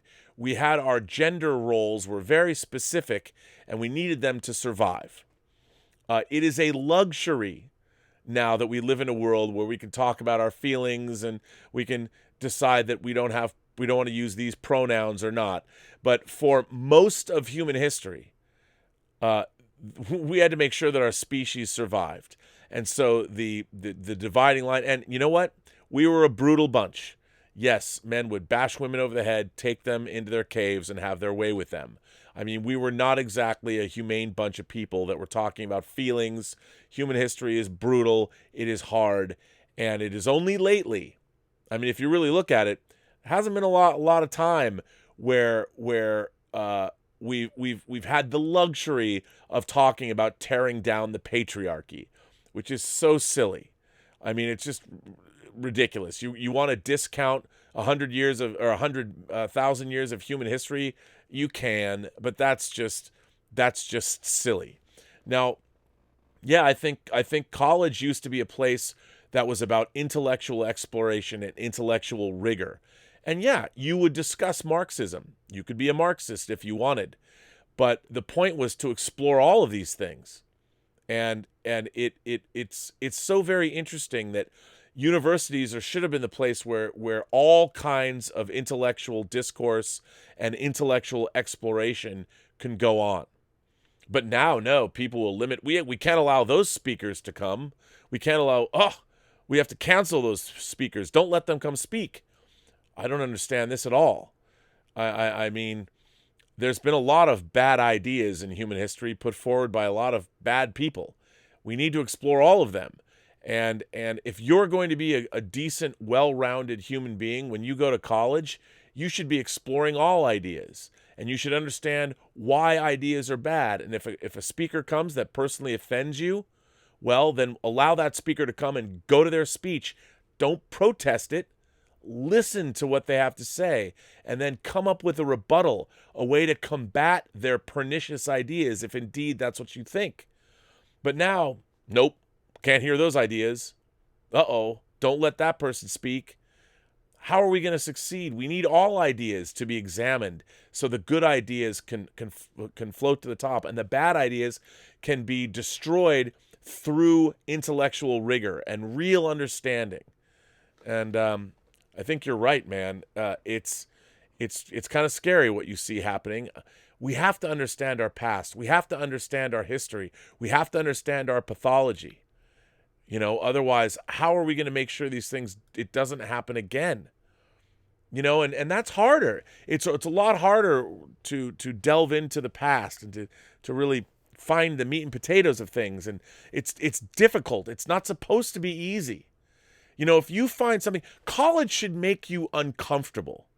Not uncomfortable in your person. You shouldn't feel that your safety, that you as a human being aren't safe. College campuses should be a place of safety where you do feel safe, but intellectually, colleges should be dangerous. They should be dangerous for you because your ideas should be challenged. Your worldview should be shattered, so you have to rebuild it again. You should be reading everything and experiencing everything. And if somebody like, I don't know, any speaker that you don't like is coming to your college, don't protest them. Go and learn what they're about. So if you want to attack those ideas and stop those ideas from propagating, come up with better ideas. Fight fire with fire. I mean, I don't understand. It's so weird. So Drake is 6. I am with you. Does that mean you're number 6, Drake? As in the prisoner? I don't know. Stub McShave asks, have you heard any more movement toward the possible writer's strike? Will the TV networks, the movie studios, and or the streaming services be hit worse by a strike? Well, here's the thing, folks. As many people might not know, Hollywood is still governed by unions, by guilds. There's the DGA, there's the Directors Guild of America, there's IATSE, which is essentially the Teamsters, there's the Writers Guild of America, there's SAG and AFTRA, those are for the actors. So there are many guilds that still dominate Hollywood. And what has happened over the last over the last decade, especially with the rise of streaming services, they have completely disrupted how various people in the entertainment business make money. Before, if you were on a hit show and it would go into strip syndication, go into repeats here, and it would be sold across the universe, across the world, in perpetuity throughout the universe, you would benefit. Writers benefited, directors benefited, actors benefited, because a TV show, even after it went off the air, if it was on the air for 8 years or something, like a show like, I don't know, House, everybody involved would make a lot of money. And then it would go out internationally and people would pay licensing fees and everybody got a chunk of that. So you could make a really good living. If you were on a hit TV show, you could be making money for the rest of your lives or your life. What has happened with streaming services is that it's like a one-time buyout. So if you make a show for Netflix, they pay you to do the show, and that's it.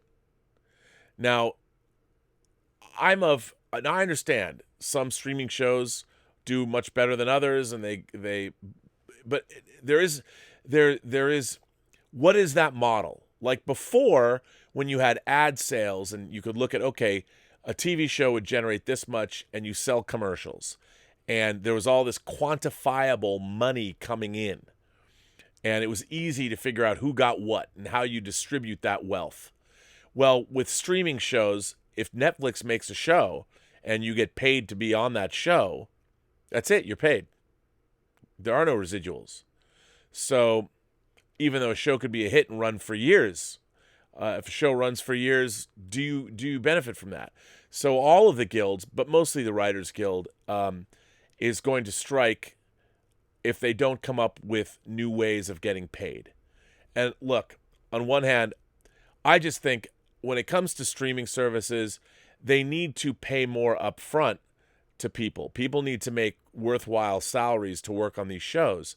But it's hard when Netflix is making how many shows and they're spending how much money and they're going into how much debt. It's a very difficult proposition. It's not as easy as it might seem. So there is a lot of talk. And by the way, the DGA is not bargaining along with the WGA. There's no collective bargaining with the different guilds. The DGA comes and they get what they want. And then there still might be a writer's strike. And sometimes people are working at cross purposes. So to answer Stubble's question, who are they? Look, everybody, you know who's hit worse by a strike? Everybody. It ruins the local economy here in Los Angeles. People they don't work, they don't get paid. Everybody loses out. At the end of the day, the movie studios and the streaming services in the long run, well, they'll be okay. They'll be okay. But it's always, as all strikes do, it always hurts the people. It always hurts the workers, I think, more than anyone, which is a bummer. But there is more talk. There's more strike talk. People are definitely gearing up for it. The networks are ordering more episodes of their ongoing series that they're making now in anticipation of a strike. And people are like, well, so a network knows or a streaming service knows there's going to be a strike. So the network orders, we want 6 more episodes this season. Well, everyone knows the networks are gearing up to weather the storm. If there's a strike, they've got those 6 weeks more worth of episodes to show. So do writers and showrunners say, well, I know what you're doing. I know what you're doing. You're stocking up for a rainy day, and that rainy day is the strike that's coming down the pike. So why should we make that show for you? Well, of course, the networks, if they're going to order 6 more episodes of your show, you make the 6 more episodes. So showrunners are in between a rock and a hard place. But what do? Well, you make the episodes. That's what you do. And you figure out, look, we went very quickly. The entertainment business, especially the TV business, was set up a certain way. And it had been that way for more than a half century. Everybody's making money. And with streaming, all bets are off. It's totally disruptive. And the people that require, they need certain things for their livelihood, all that has been sort of taken away by streaming. So I'm very sympathetic to both sides. I believe in the unions. I believe in SAG and AFTRA. I believe in the WGA. I believe in the DGA. I don't belong to any of those unions. I've wanted to be in the DGA my whole life. I'm not even in the PGA. That's the only, I was asked to join the Producers Guild. I'd love to join the Producers Guild. And I was thinking with Tango Shalom, I would submit and try and become a member. But I was asked when it was first started to join. Boy, was I an idiot. But anyway. Stubble, I hope there's not a strike, but people are gearing up. Comic Chat says, I remember Shogun Warriors. The cartoon was cool. One was Wildfire, I think, and Hard Rock was another. I can't remember the other 3. Well, those sound like American cartoons. Hang on. You know what? I'll tell you exactly. Force 5 cartoons. So I'm going to read you this entry. Force 5 was an American adaptation of 5 different anime television shows. Now, these are the actual, Jim Terry brought them over. So Force 5, there were 5. There was obviously Guy King. They had 26 episodes, which was an adaptation of Divine Demon Dragon Guy King. And Guy King, obviously, great die-cast robot. There was Force 5 Dangard Ace. And Dangard Ace was an adaptation of Planetary Robot Dangard Ace, which had 56 episodes. Now, my favorite, Starvengers, Force 5 Starvengers, was actually an adaptation of Getter Robo G, the Goat and the Guy series. That was a sequel to Getter Robo. And then there was the Space Cateers. Oh, no, there was, first before Space Cateers, Grendizer, which is an adaptation of UFO Robot Grendizer, because Grendizer flew around in a giant... If you want to check out... You got to check this out. Hang on. Because Bandai makes a line... They've been doing it for 20 years, called Soul of Chogokin. And they make these robots. There's over 100 of them now. But... the Soul of Chogokin, I'm gonna put it. I'll put the Wikipedia page. Not that you can't look up yourself, but I'll put it here. Because I love the Soul of Chogokin line. I collect the Soul of Chogokin line. So check this out. If you like Shogun Warriors, here is the Soul of Chogokin line. Let me put it in the live chat. So there you go. And if you go to one of my favorite places online, the Big Bad Toy Store. And let's say I'm going there right now, and you punch in Soul of Chogokin. Wow, there is some great. Well, now they're doing Power Rangers.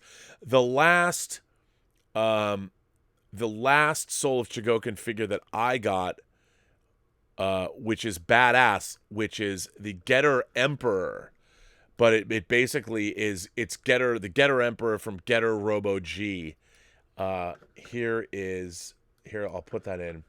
But if you look at the Soul of Chogokin line, man, it's dope. But check that bad boy out.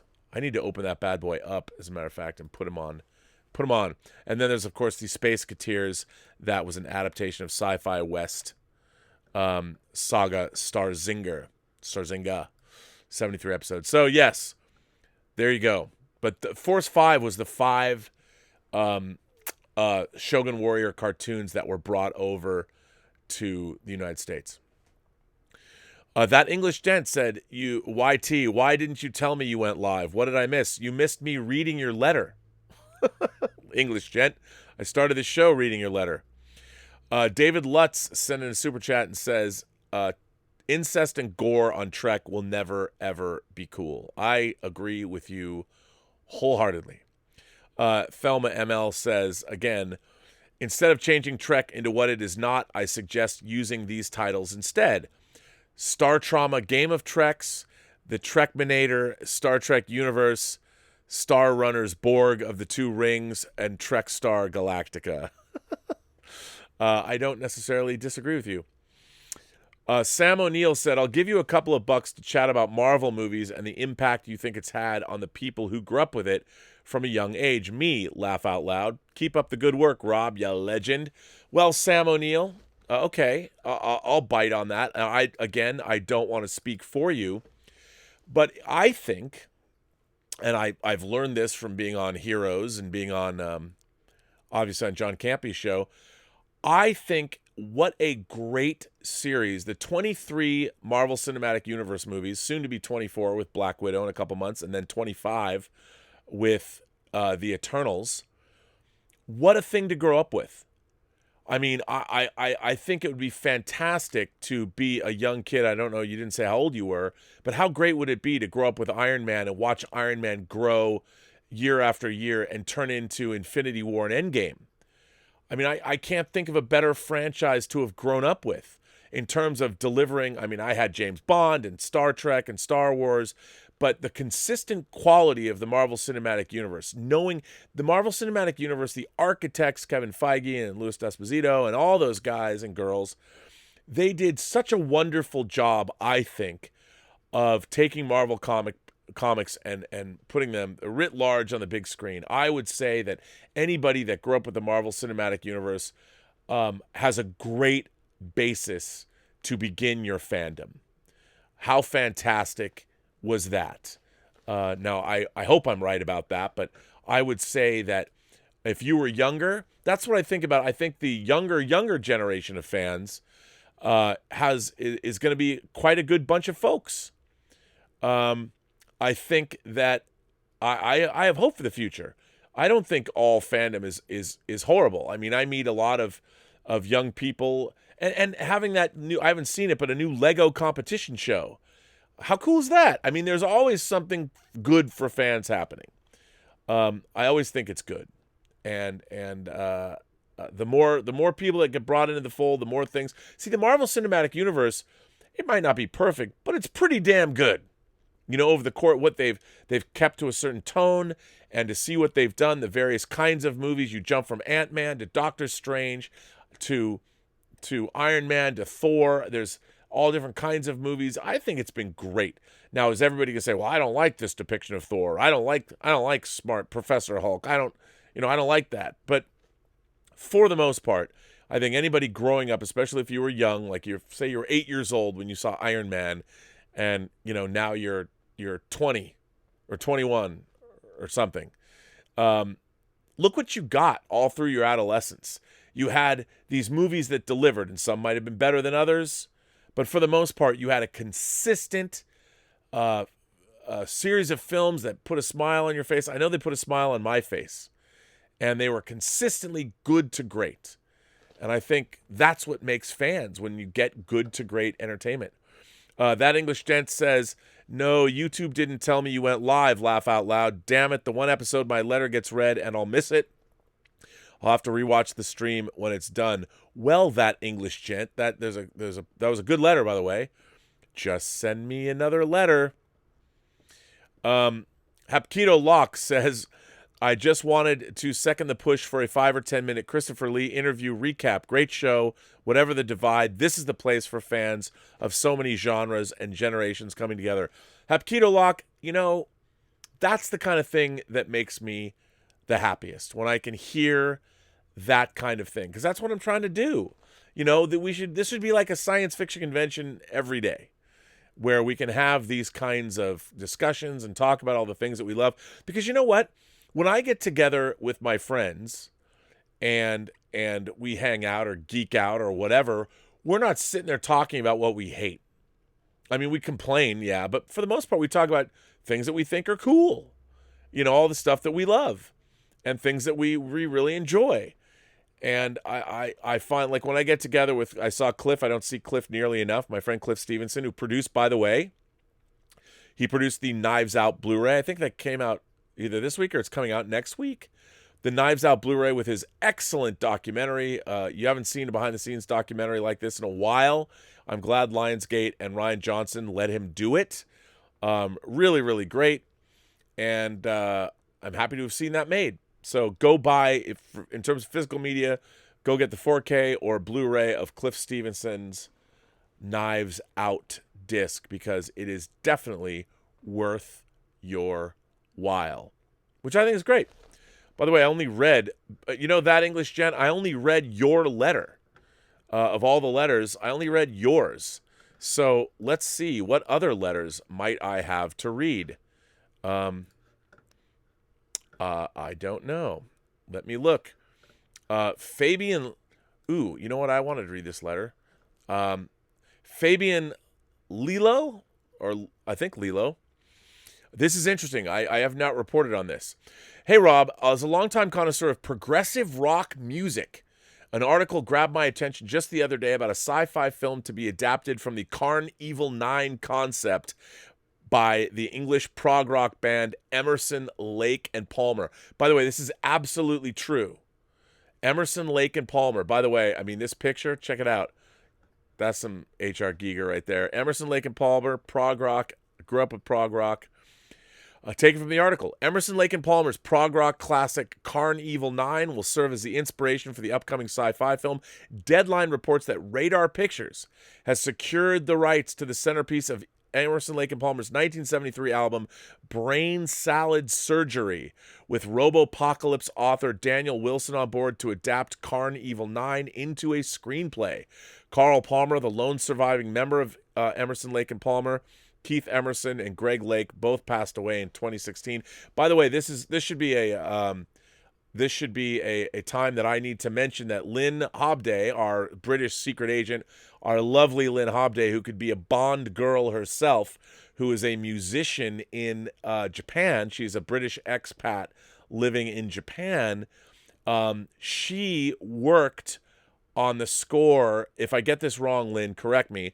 But she worked on the score for Godzilla Final Wars. I think she was over here when she was doing it, somehow with Keith Emerson. And Keith Emerson did write the score for Godzilla Final Wars. He also wrote the score for the Sylvester Stallone movie Nighthawks.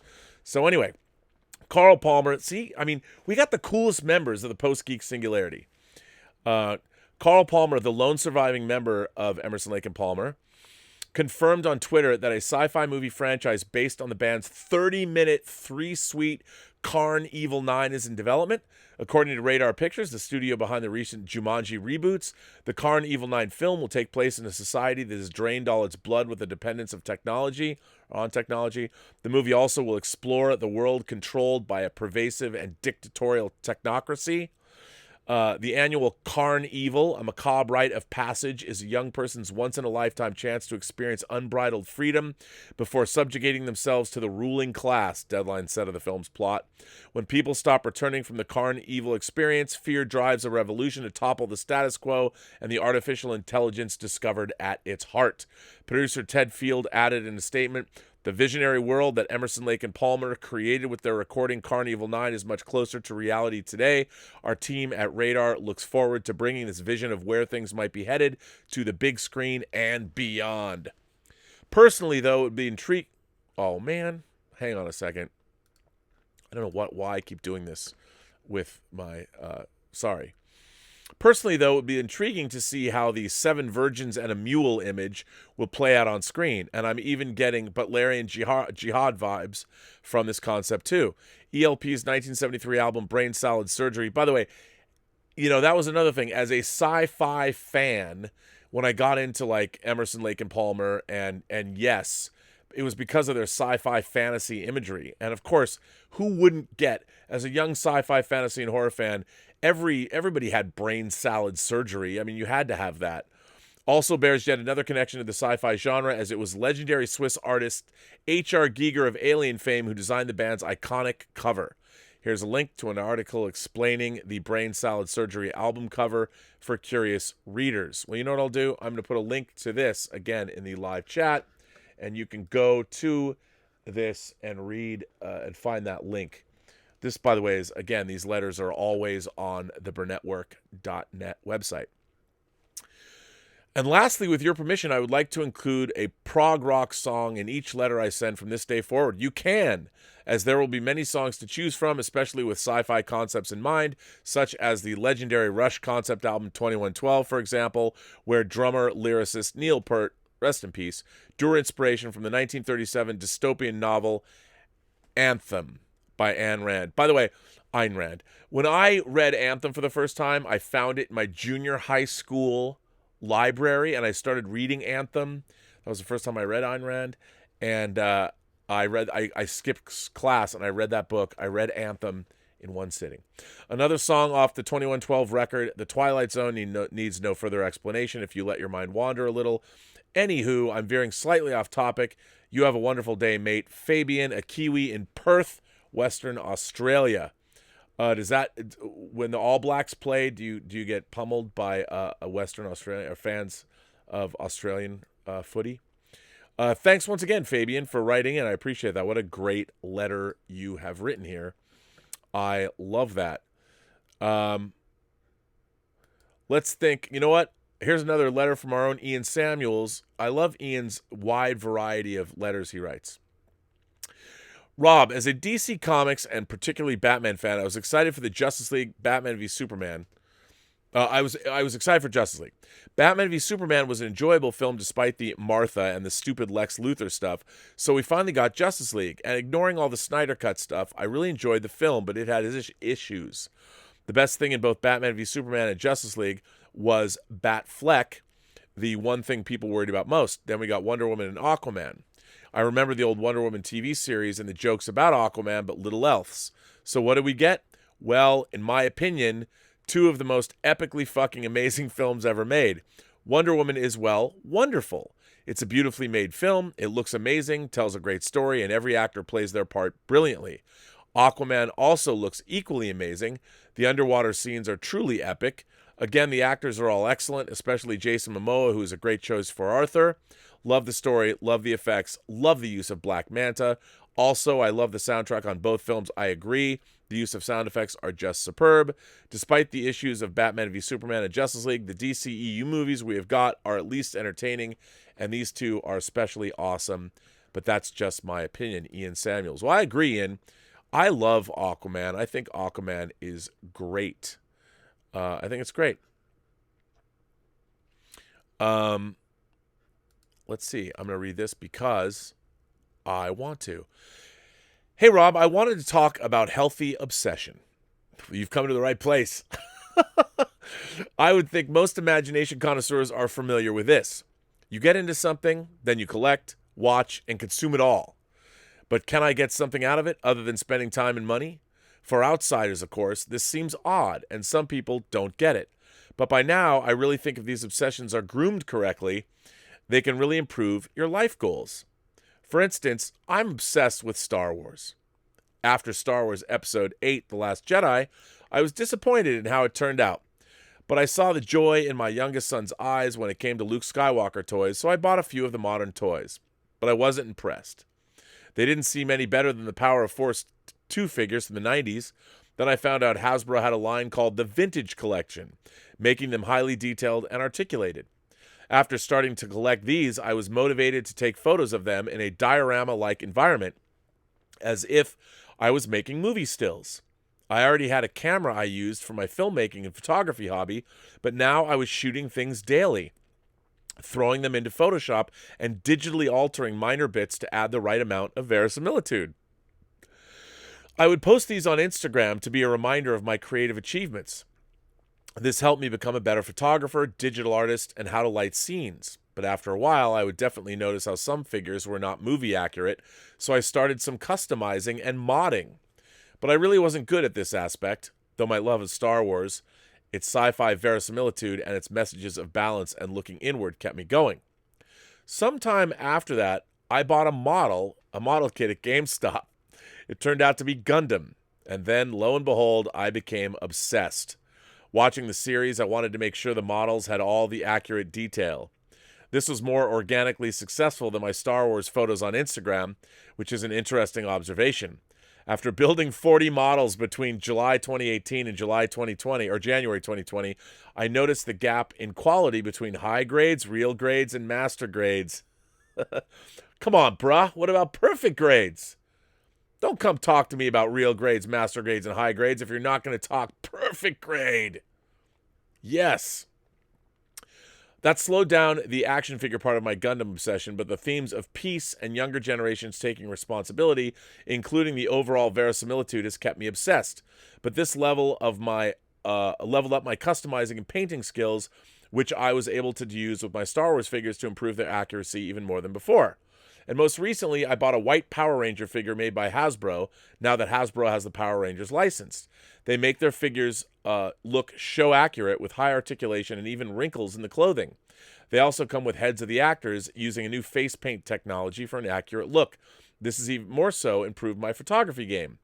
This time, since Power Rangers is about martial arts, it was imperative that the poses I would set up for the figures look like a pose an actual human could do. Focusing on this, I was able to provide movie still accurate verisimilitude for martial arts posing. The lighting techniques, digital augmentation, and customizing I learned from my previous obsessions were put into full force here. And while the Power Rangers storylines are aimed for kids, it does so in an honest way. Where J.J. Abrams uses unexplained conveniences to move from plot point to plot point, the Power Rangers series uses unexplained conveniences to share messages of teamwork, unity, and caring for others. So, with these 3 recent obsessions that span a couple of years, I always told myself to try and integrate it with my hobbies and goals. My hobbies and goals intersect when it comes to filmmaking, so from that perspective, I learned so much about lighting, verisimilitude, digital augmentation, and storytelling. In fact, during this time, I fully completed my first screenplay, and it has nothing to do with these properties. Not only that, but I'm working on yet another screenplay. I think there is something about finding meaning and verisimilitude in the properties you love and to use that meaning and integrate it into your life goals. I think this has helped me understand that I do want to be a filmmaker. I'm obsessed with verisimilitude and sharing a greater meaning. But this also makes it easy to see the faults when a property isn't treated with the same vision. It's like a curse. I know, man. I'm sure humanity went thousands of years having to be storytellers with meaning and verisimilitude being the most important component. It has brought us together and seems to still be in our DNA to this day. Thanks for reading, and I hope the other imagination connoisseurs may get some good ideas out of this. Well, Adam B., as anyone knows, and you're a good man, sir, you and I park our shuttlecrafts in the same shuttle bay. I'm obsessed. I get obsessed. I did the same thing. I went on a Gundam kick. I bought like 100 master grade models. I built a few of them, but not many.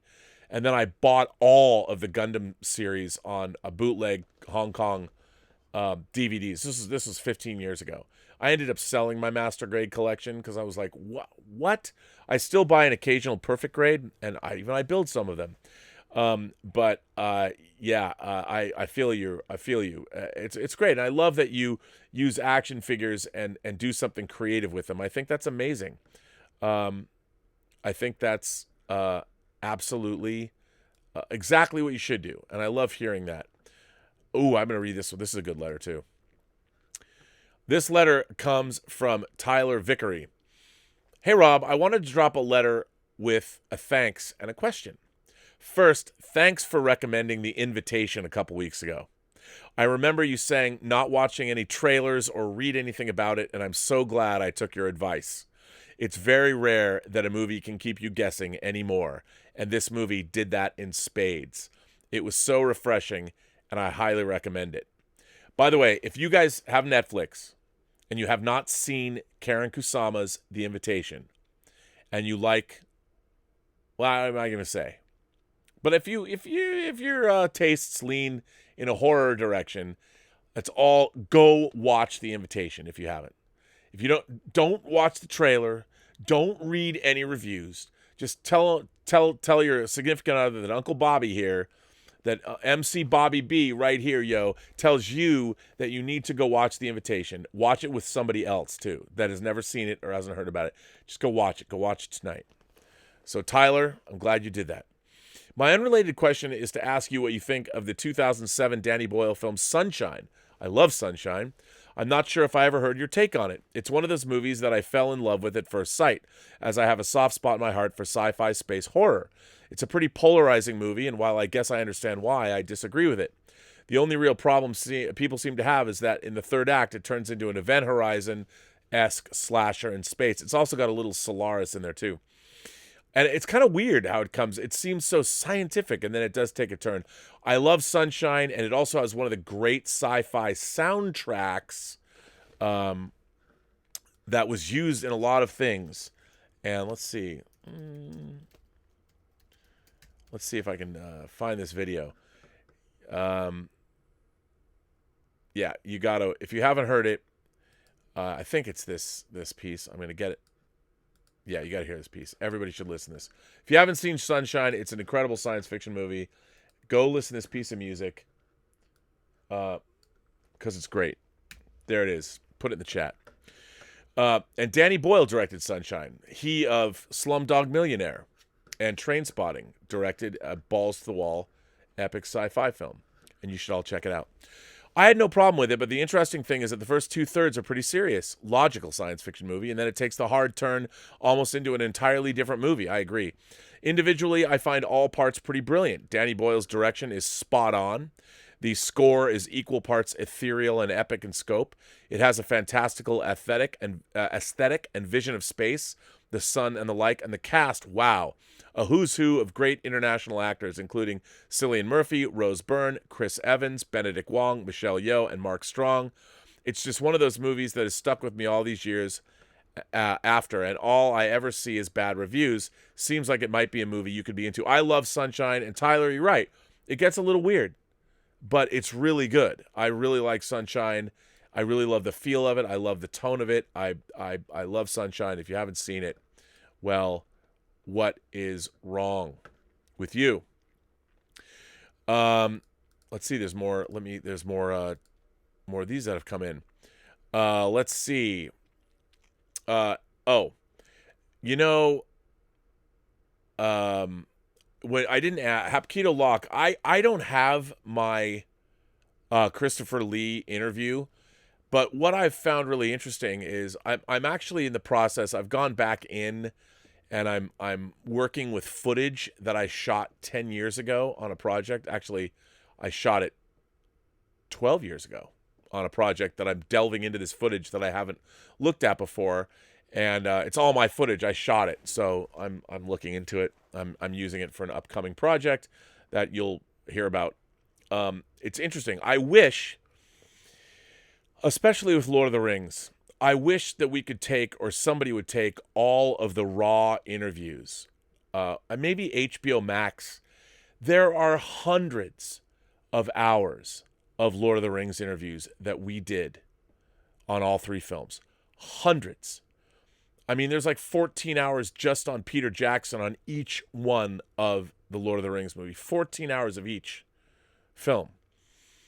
And all of that, I mean, you can watch the documentaries, but all of those are all cut together. Those raw interviews are just invaluable. And I don't know what the legality would be. And some of them are shot on a green screen. Actually, a lot of them were shot on a green screen. So maybe you'd have to comp in a background. But from a scholarship standpoint, I mean, I've got boxes of interviews that I did. I don't have my Christopher Lee interview because I turned it over when it was done, which is a bummer. But I wanted to say that.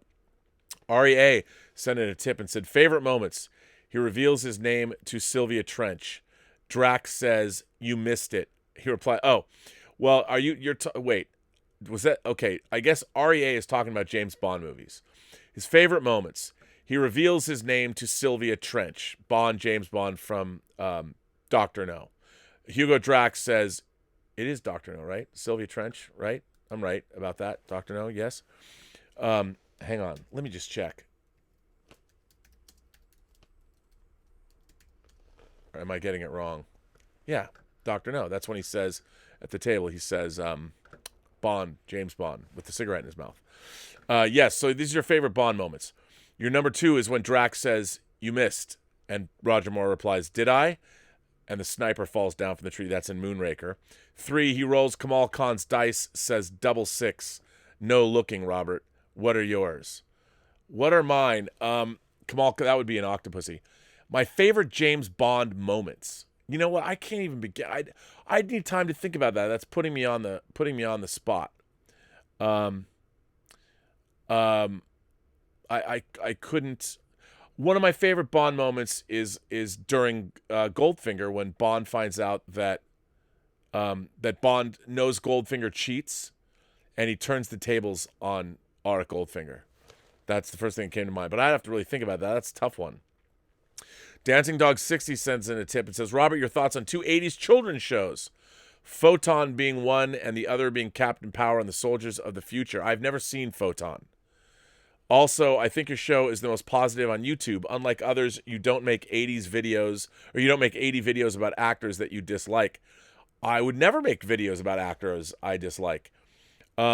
I worked for Gary Goddard and at Gary Goddard's office. My buddy Roger Lay Jr., who I did the Star Trek: The Next Generation documentaries with, he, along with Judith and Garfield Reeves-Stevens, developed a sequel series to Captain Power called Phoenix Rising. That the development material is amazing, and Roger has been producing. Like he did Aliens Ate My Homework for Universal that showed up on Netflix. He did another film, but Roger Lay Jr. Has the ultimate revival of Captain Power, and they should absolutely do it. Netflix should do it, and I would imagine that Roger's probably deep into getting that done, so I wouldn't be surprised. Now, Sam O'Neill sends in a $3.35 super chat and asks me about The Host. Now, there's Bong Joon-ho's The Host that I love, which is a great monster movie. But are you talking about The Host from our favorite Twilight writer? Now, let me check, because you might be talking about that. Let me see about the movie. The host. Let me see if the host movie is 2013 because I can't tell which host you mean.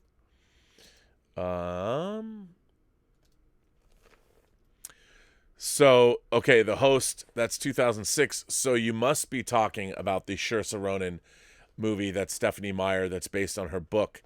And I you know what, I have to tell you. I actually read that book. I read Stephenie Meyer's book, and I have it here I bought the hardcover. It was okay. It was okay, and I kind of liked the movie. I own the movie as well. And it's not bad. I thought it was okay. And you know what I liked about it? That if somebody was younger and it was one of the first science fiction movies they saw, I could see the host being a gateway drug to watching more and different science fiction. That's what I thought about it. I thought it was pretty good. But yeah, I kind of liked it. Look, I like Saoirse Ronan. I think she's great. Saoirse, as she will tell you, like inertia. So if you ever want to know how to say her name, it's Saoirse Ronan. And remember, Saoirse like inertia. So yes. Well, ladies and gentlemen, that brings this episode of Robservations episode number 344 to a conclusion. I will be back here tomorrow. Of course, I do have to go to a memorial service tomorrow. So maybe I might not be back here tomorrow. I'm not entirely sure, but maybe I'll do another early show tomorrow. It's great to have you. Of course, I'll be back on the John Campea Show on Monday. I want to thank everybody for being here. I want to thank all of you imagination connoisseurs and all of you members of the Post-Geek Singularity community for being as cool as you all are. I want to thank my moderating staff. A lot of them couldn't be here today. Of course, that's Mike Bodden. That's Detective Jim Boyers. It's Greg Smith, who's working feverishly. He's having a build party for his 1-to-1 scale snowspeeder from The Empire Strikes Back. So we've got Jordy Lyons and Louis Yu, my newest moderators. And they're like the lethal weapon of moderators, the two of them. I don't know which one's Riggs and which one's Murtaugh, but I guess they'll have to decide and tell me. So anyway, I want to thank you for being here. If you like these chats, please hit like, or as Davey504 says, slap like now, and subscribe, and hit the little bell, and send me letters to our website at theburnettwork.net. I will read. I'm going to go through more letters tomorrow. And yeah, I want to thank you all for being here. I want to always remind you that, remember, every person you meet, I say I can't do it with headphones on. I was going to do the David Caruso or the Oscar Goldman. Every person you meet has a story to tell you have yet to hear. And all you have to do is listen. And with that, gentle beings, I will say, as I always do, that this concludes Robservations, episode number 344, the show about something. And I would like to say, as always, have a better day.